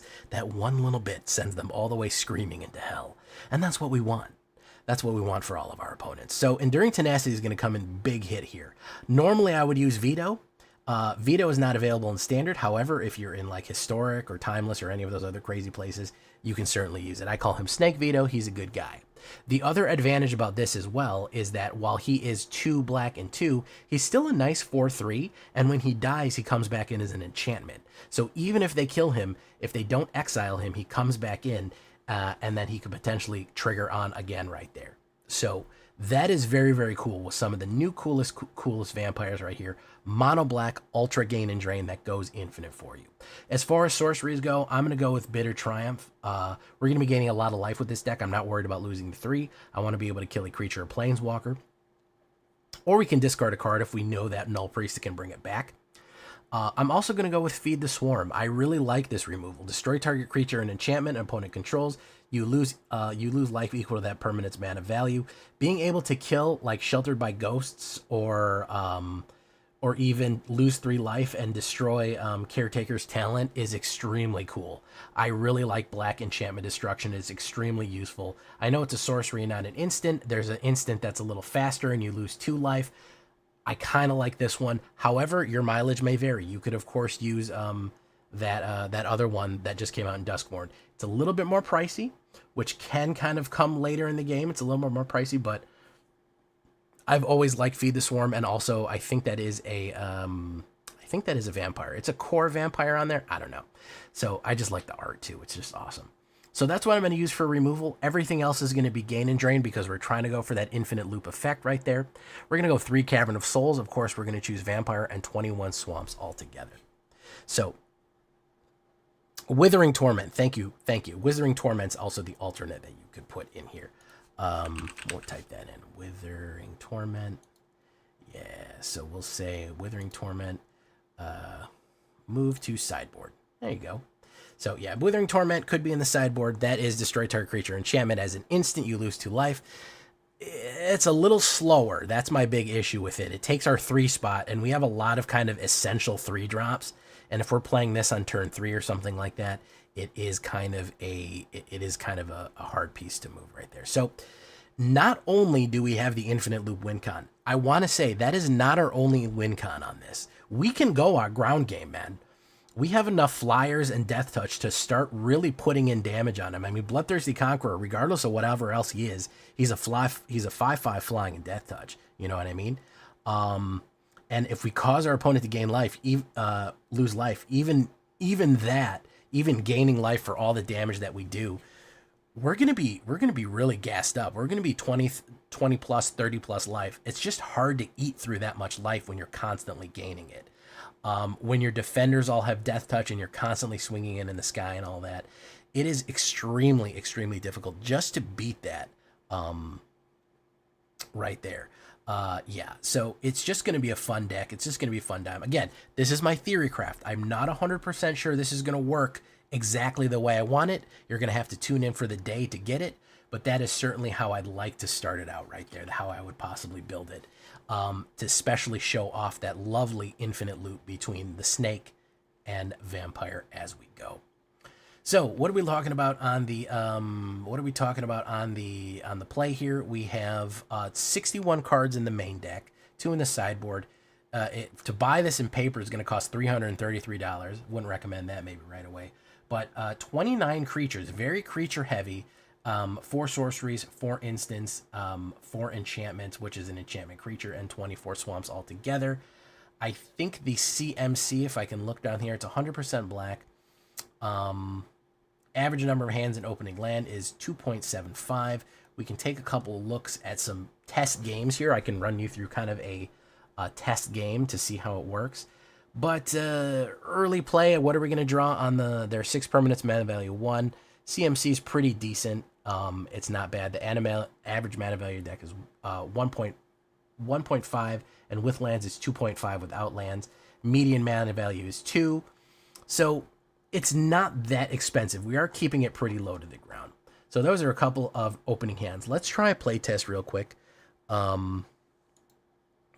So decent opening hand here. So we could go play 1, boom, next turn. Play 2, we could immediately play the Callistra Highborn, boom. Next turn, we could do that into a Nighthawk. Next turn, we could do this and do that and play a Bitter Triumph.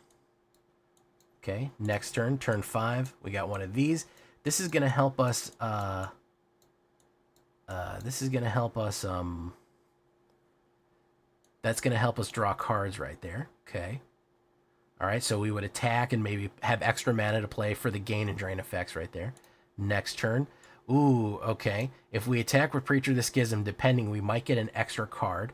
So we would maybe get that. But fairly low to the ground, especially with this much death touch and gain and drain. Fairly low to the ground. We are getting a little bit too much mana.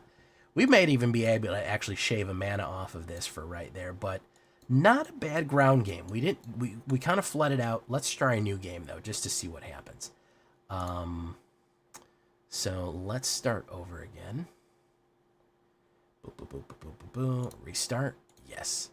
All right. So early game, we got a couple of chumps right here. Maybe we'll go for that. Pop that down. We'll pop Greedy Freebooter so they don't know what's in our hand next. Next turn, we'll put another one. We hit him with another Greedy. We do Ichor Drinker. Maybe we die. We could scry off the top. That'll be next turn. We knew we were going to get a land. Let's say that we threw that land away. So we have a plenty of removal. Next turn. Oof. Oof. Wow. Nothing in that one. Let me try one more game, because that was a bad hand right there, huh? All right. Let's see if we can't pull the loop. All right, we got some components right there. First, we go first. Next turn. Into Callistra on turn 2. Next turn.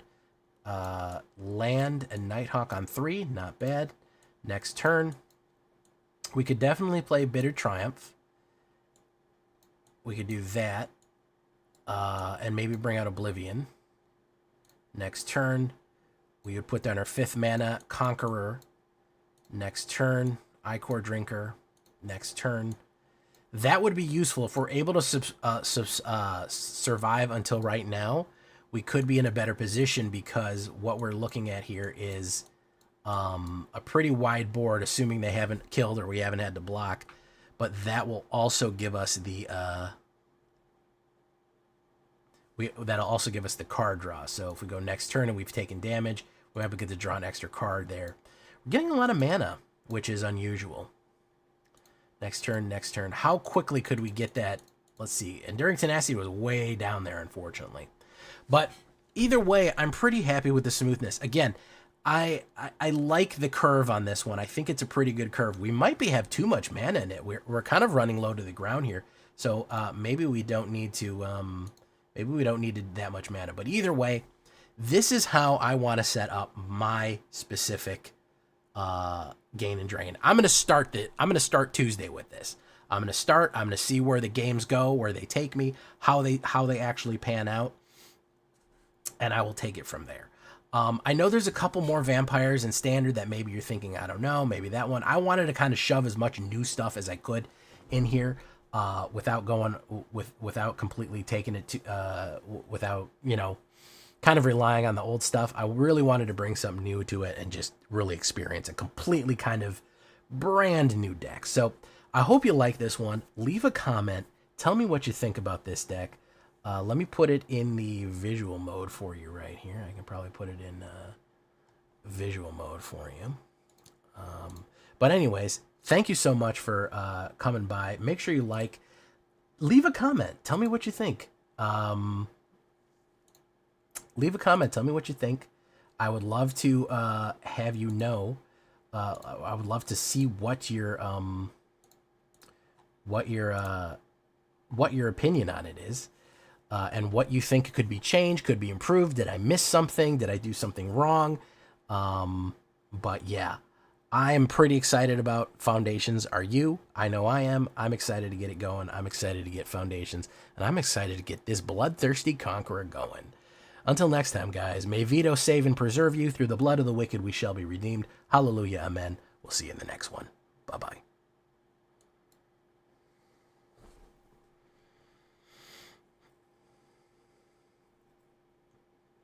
All right. I don't know, guys. What do you think about my build? Thank you so much, Mineral Gamers Union and Chris Cass, for feeding me that info, too, by the way. I appreciate that. I always appreciate you feeding information. Don't feel bad. If I get something wrong, speak up, because I want to be correct. I don't worry about being corrected, man. I'm not that fucking egotistical that I'm mad about somebody correcting me. Give me the right info. I want to know.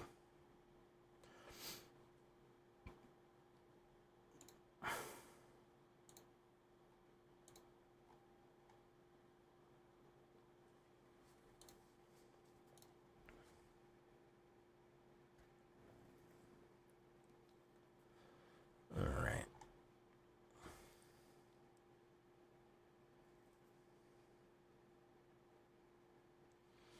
I want to know, have you ever seen the rain coming down on a cloudy day?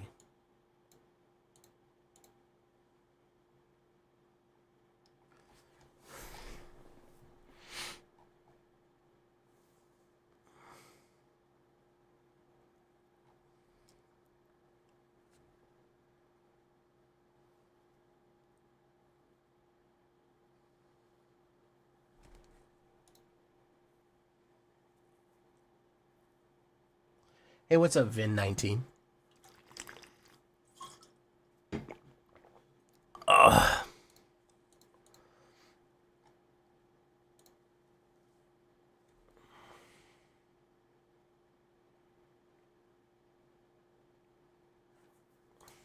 You guys want to see the angels?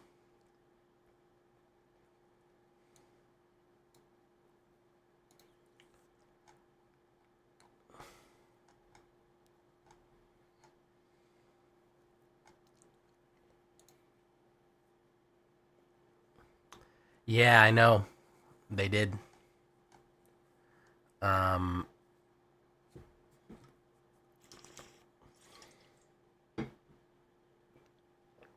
Maybe we'll get them down the road. I don't know. But Boros Charm is the best charm. Let's be honest, guys. If you hit Mythic and end up losing a bunch of games, you drop down to Diamond. No, once you have a rank, you have it for the season. You could actually lose a million games and it doesn't matter. The only thing that goes down is your MMR, which people used to abuse, but they don't do that anymore.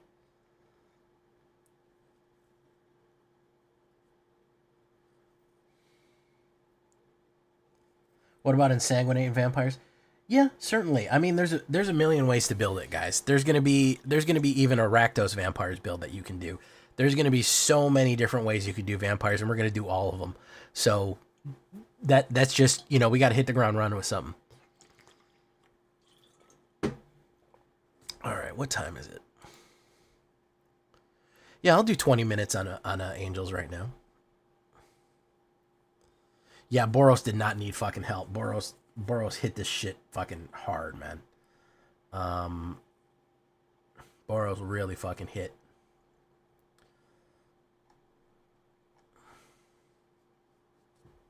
A mono green Stompy if it got one in. I have not built a mono green Stompy. The issue with mono green Stompy is it sucks right now, man. It fucking sucks right now. It is in such a bad shape with the board wipe meta being what it is.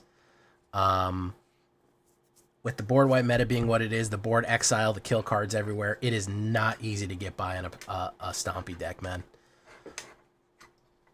We'll build one, and we'll definitely build one in Foundations, but I'm not going to pre-build one. We'll have to figure out where that goes. And even some of the new green cards, I don't think they're that much chop, to be honest. There's a couple of rampers, but that's pretty much it.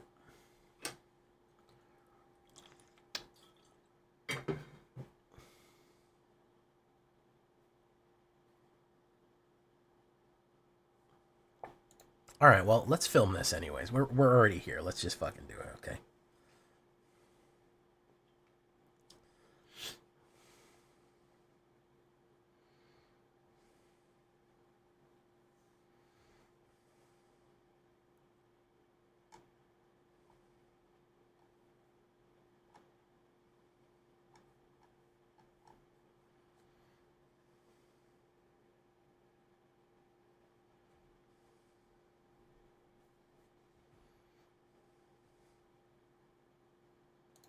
Corbin Dallas multi-pass. All right, here we go.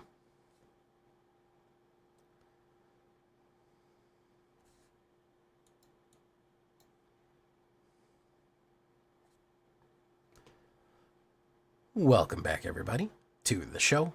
I am your host, as always, Jay Villain, aka That Villain Jay. And tonight we have a very special treat for you. Yes, we do, because we are theory crafting. We are theory crafting foundation builds. Yes. If you haven't seen my the Black Council, me and Numbskull's preview on Foundations, well, check it out. It's our newest podcast episode. But we're going to take some of those of our favorite cards. I'm going to take a couple of those of my favorite cards and theory craft, basically pre-build a Foundations deck that'll be available coming up Tuesday. But we want to get into it right now. We want to get into it right now and just say, how would I build my Angels deck? So this is going to be a Boros, really kind of leaning more mono white, but technically Boros, Angel combo life gain deck. How would I build it? How would I set it up? And how would I go about running it? So I hope you join me for this one. First things first, I need you to do something for me, which is, of course, tenderly press that like button, gently press that subscribe button, because if you don't press that like and subscribe button, guys, I'm going to be honest with you, you're going to be attacked by the like and subscribe, which you may or may not know is a YouTube werewolf who will viciously maul you and claw you for not liking the video and subscribing to the channel. Join us on a stream every night at twitch.tv/thatvillainej for all live streaming goodness. We would love to have you there live and in person on Twitch or on YouTube, either one. Hit that bell, you'll be notified right when we go live. Don't forget, this coming Tuesday, we're going to be live all day with some Foundations pack openings and deck building, so that's exciting. Check out our Discord community for all latest news and information. Post your decks, ask questions, post your pre-builds too. I want to take a look at them. What are you most excited about in Foundations? And of course, this deck and all the other ones that I build are going to be available on AetherHub, but this one specifically is going to have a link to my Mox field because AetherHub likes to not upload some of the cards right away, and this is a lot easier to pre-build, so a lot of times I use Mox field. So that all being said, what are we talking about when we talk about Angels in flight? First things first, before we get to the beautiful, beautiful Angels here, I need to talk about enchantments. Life gain is going to be a big part of this. Angels really like life gain. They synchronize really well. I'm going to go with 2 different enchantments, 5 of total, and these are going to be our 1-drops. If you wanted to do more drops than this, I think that there's a case to sideboard all 4 of them and then figure out which ones you want to do. But I wouldn't be mad if you went 4 and 2 and had 6 total, or 3 and 3, or whatever that might be. As a reprint, we have Authority of the Consuls right here. 1-drop enchantment. Creatures your opponent control enter tapped. This is critical, okay? If they're running aggro, this absolutely slows them down. I cannot tell you how powerful this is against aggro. It just stops aggro dead in its tracks. And whenever a creature an opponent controls enters, you gain 1 life. By the way, Boros Factory just doesn't work anymore.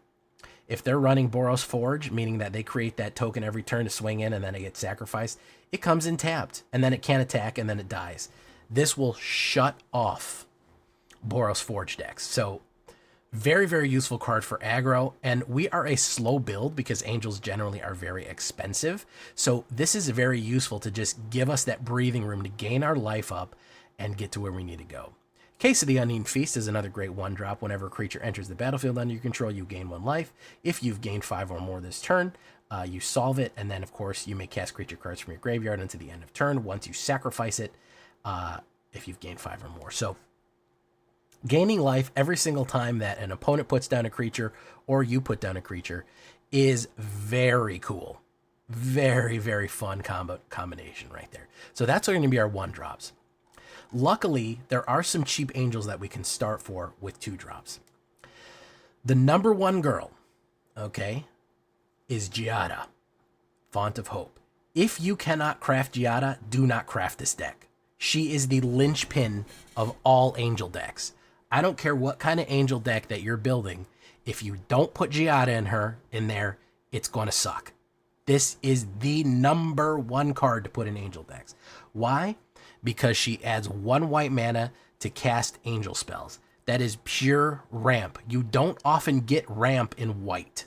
All right? You oftentimes get, you can put a plains on the battlefield tapped or something like that. She is a 2/2 flying and vigilance angel. Each other angel you control enters with an additional 1/1 count in it for each angel you already control. So if you're putting down your 4th angel, that angel comes in with 3 1/1 counters on it. Crazy. Insanely good. Not only with that, with vigilance, turn 2, she can come in. Turn 3, she can attack. She has vigilance. Then she can tap and drop a 4-drop angel on turn 3. She's a 4 of. Easy. I don't often do 4 of legendaries because you get doubles, but she's also a huge target for removal. People know what she is and they know how dangerous she is and they try to kill her immediately. You've got to put 4 of her in there. You've got to invest. You got to commit. She is fantastic. Youthful Valkyrie is another great 2-drop. A 1/3. 1 white and 1 flying. Whenever another angel you control enters, put a 1/1 counter on this creature. Very good combination play with Giada and other angels to come in. She builds, and she can already come in as a 2/4 with Giada, which is very nice. Now we go to our 3-drops. Metropolis Reformer. I really like Metropolis Reformer. A lot of people don't like it and ignore her, but she's from Capenna, so she's from the same city as Giada. We like that. 2, I don't know why they gave me a crazy version of her that you can barely read. 1 white and 2, 3/2 Angel Cleric, flying and vigilance. You have hexproof. What I really like about this is it stops people from targeting you specifically with burn spells. Whenever Metropolis Reformer is dealt damage, you gain that much life. If she is blocking every turn, or she's even blocking a big stompy creature, you're going to gain a huge amount of life on the kickback right there. Even aggro coming in with like the +8 trampler, put Metropolis Reformer in the way. You're going to gain 8 life when she dies. Very useful. Another great 3-drop is going to be Resplendent Angel. 2 white and 1. 3/3 flying at the beginning of each end step. If you gain 5 or more life this turn, create a 4/4 white angel creature token with flying, and then you also have the option to cast 4 and 3 and 3, 3 white and 3 any until the end of turn. Resplendent Angel gets +2/+2 in lifelink, so she can manually gain you 4 life if you give her the shot at it, but will also probably gain there with a bunch of different other combination plays. Namely, if we want to gain a lot of life, we're going to do Steel Seraph. Yeah. I know it says a 6-drop colored, but honestly, it's not even worth it to cast the 5/4. Okay, for 3 more mana, you're getting +2 power and 1 more toughness. Not even worth it. I almost never cast it for that. 2 white and 1 is what you want to cast it for. It's prototype color right here, which is going to be a 3-drop essentially. And when at the beginning of your combat on your turn, target creature you control gains flying, vigilance, or lifelink until the end of turn. What you want to do is give lifelink, lifelink, lifelink to everything that is attacking, so we can try to gain as much life as possible to trigger Resplendent to put our angels into play right here. So these were all reprints. Youthful Valkyrie, Giada Font of Hope, and Resplendent Angel. All these were all reprints. Okay. The brand new card that I have in this deck that is exclusive to Foundations, has never been printed before, is Exemplar of Light. Okay. 2 white and 2, 3/3. Whenever you gain life, put a 1/1 counter on this creature. And whenever you put a 1/1 counter on this creature, draw a card. It only triggers once each turn. This is very easy to do, okay? Whenever we gain life, we get a 1/1, and we only get to draw each turn. However, don't forget, one of the best hands that we could get is Giada on turn 2, and this guy on turn 3 to drop it down, and then all of a sudden, guess what? An angel entered, and it comes in with a 1/1 counter on it, so it immediately comes in as a 4/4 flying, and we get to draw a card. Any other time that we draw, any other time we gain life, even on our opponent's turn, let's say Authority of the Consuls links up really nice with that. If they ever put a creature down, we gain 1 life. He gets bigger, or she gets bigger. Angels are all women usually. She gets bigger, and we get to draw a card on an opponent's turn. We're almost going to be guaranteed that we're going to draw 1 extra card a turn. It's a very big draw engine. It kind of took me a while to figure out that this combos amazingly with everything else. If you've set it up right, always gaining life or putting 1/1s on it, it's an insanely good draw engine for a 4-drop 3/3 that gets bigger and bigger and bigger. And it is brand new to Foundations, which is really cool stuff right there. I really like that. We're also going to go with Lita Dawnbringer, 2 white and 3. This is a reprint, but we loved her back in the day. 5/5 flying, first strike and lifelink. Other angels you control have +1/+1 and lifelink. Guys, I'm going to be honest. If you get her out on turn 4, Giada, like turn 2 Giada, turn 3 Resplendent Angel, and then turn 4 Lita Dawnbringer, they're going to beat the shit out of your opponent because you're going to hit for, Resplendent Angel is going to come in as a 4/4, and then it's going to be a 5/5 when you attack, and she's going to be a 3/3 when you attack. You're going to gain life, and you're going to generate another angel. You're going to beat the dog shit out of them if you get Lyra down on turn 4. Turn 5 is bad to drop her. She's powerful for a turn 5 finisher. Turn 4 is brutal. She is just really, really, really good overall. An angel captain that pumps everything and just gains life like crazy. We're also gonna have Aurelia. Yeah, Aurelia the War Leader. She's about it. She is the Boros lady right here. She is a 6-drop. I'll tell you what Aurelia War Leader is. She is your finisher card. Okay, when you want to end the game, wait, build up. I know she's a 6-drop, but with Giada, she's only a 4. She will finish the game. 2 white and 2 red, and 2. So a 6-drop legendary angel, 3/4 flying, vigilance, and haste, incredibly good. However, she has haste, and whenever she attacks for the first time, untap all creatures you control. After this phase, there's an additional attack phase. Basically, as soon as she drops, you're going to get another attack. Okay, so you have a whole bunch of angels out. Drop them. Drop her turn 5 or 6. Swing in. Anybody who survives, swing in again. Amazing stuff right there. I'm only going with 2 of her. You could even make a case for 1 of her, but she is a win more card right there for sure. So those are how I'm going to run my angels right there. That's how I'm going to lay them all out for you. Only 1 Boros, but we do have some Boros down here that I think is important. 2 Destroy Evil, because it's got that lovely angelic art. I love destroying creatures with toughness 4 or greater and busting enchantments. We're going to go with some Lightning Helix for some 3 life gain on that right there, which is extremely useful. 3 damage, and we gain 3 life for 3 of those. And a reprint in Foundations is going to be Boros Charm. Boros colors, 1 white and 1 red. Choose 1. You get any one of these. Boros Charm deals 4 damage to target player or planeswalker. Very useful. That could win you the game right there. Permanents you control gain indestructible until the end of turn, or target creature gains double strike, which is unbelievably powerful. Hitting somebody with double strike when they're not expecting it, they don't declare a blocker, or you have a flying double strike with lifelink. Crazy powerful there. So anti-board wipe. You could actually wait for this. If they're going to play no witnesses, or they're going to wipe the board, or they're going to do something, not Sunfall, unfortunately. You can completely give everybody indestructible or receive a huge attack. If they're swinging in with like a million guys, everyone's indestructible, everyone blocks, and then you get them on the kickback. So beautiful combination plays right there, all leading into the power of Boros and Angels, a little bit of life gain and a little bit of control. Really good combos. We do need a little steam to get rolling. This is going to be a mid-range deck for sure. This is not one that's going to fly out of there immediately. You're not going to be winning on turn 3, turn 4. You're going to be winning later in the game. But you should be able to steamroll if you get your combination plays running. I don't really have any answers for you for anything good like Sunfall. Nobody can answer Sunfall. I guess basically try to play with try to play somewhere that's not so Sunfall heavy.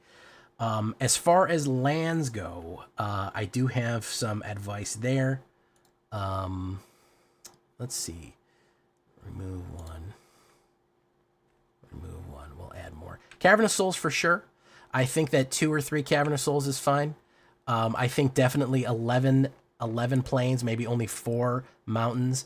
Inspiring Vantage and Battlefield Forge is not bad. I don't really care about Battlefield Forge because if it does damage to me, I don't care. I'm gaining a shitload of life anyways, so that's not really a huge thing. I'm not really into any kind of manlands. I think Cavern of Souls, if you're running any kind of these tribal decks, it's going to be a lot of fun.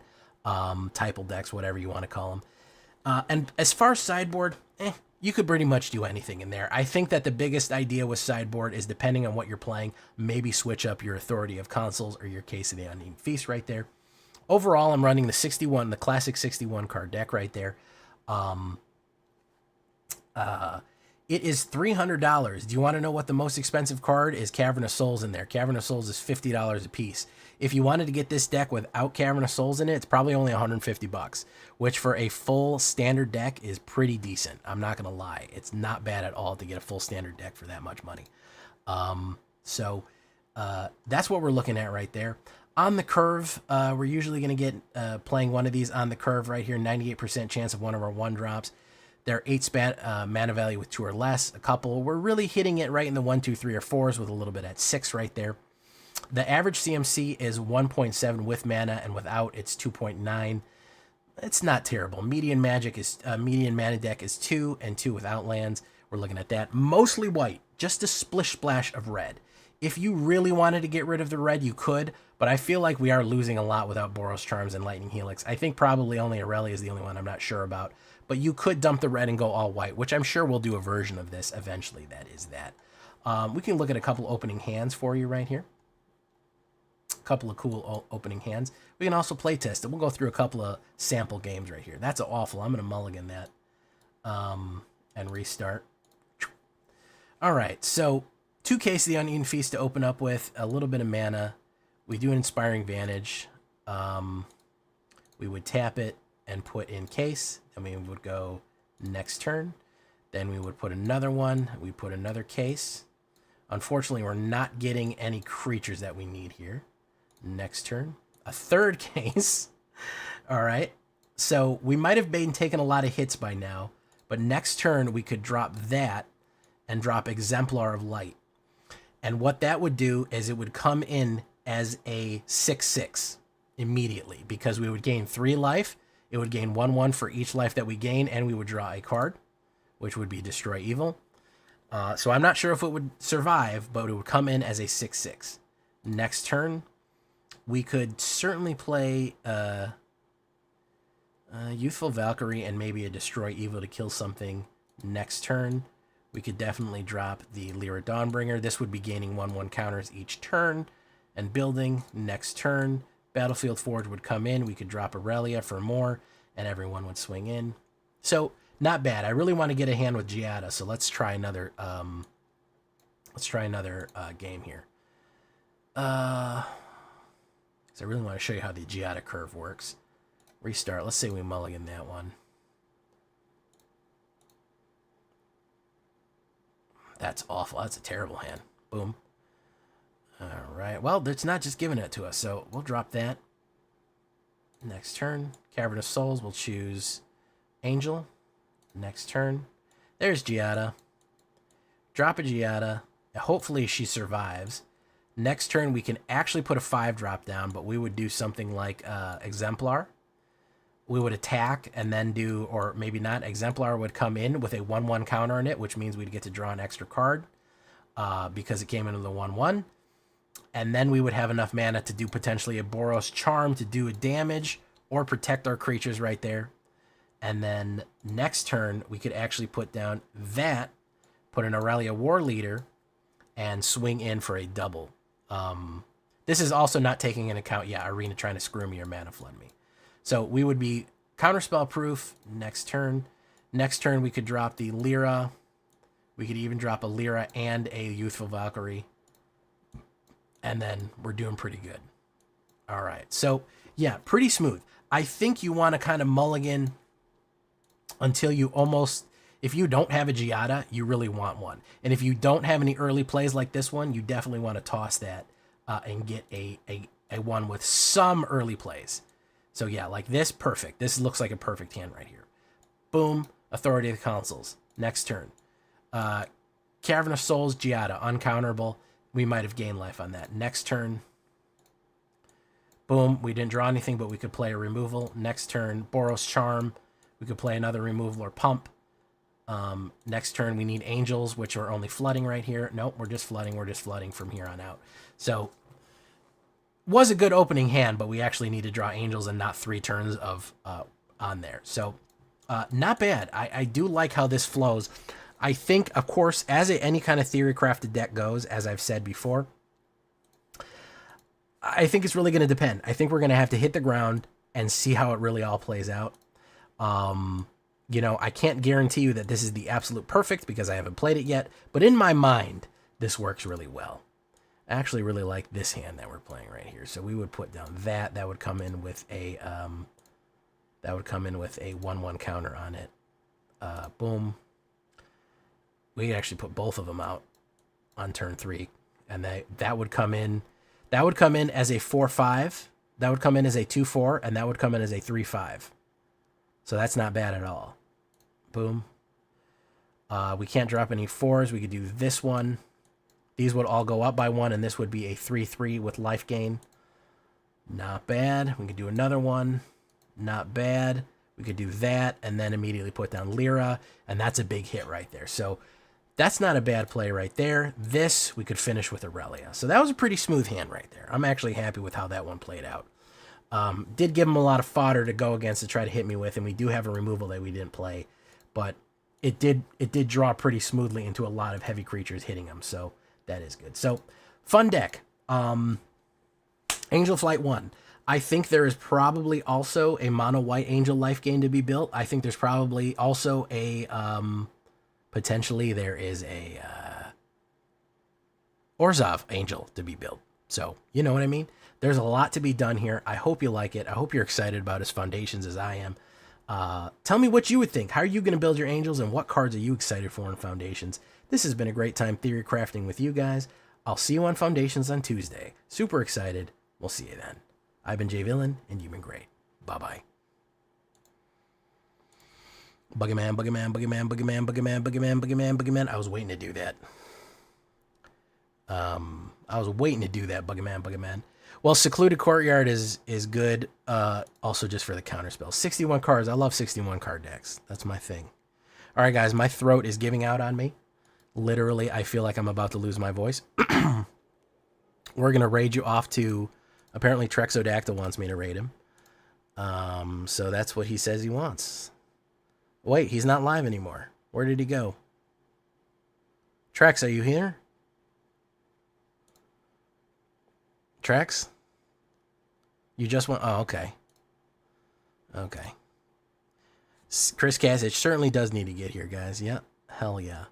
All right, guys. We're going to see you in the next one. I'm going to get you out of here. Good night, everyone.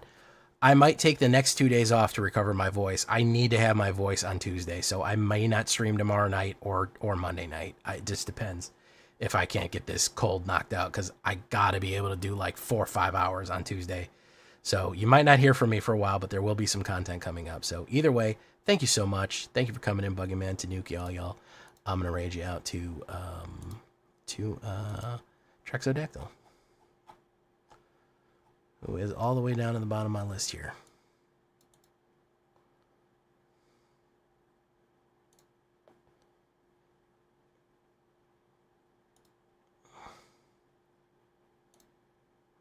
All right, here we go. We'll see you next time. Bye-bye.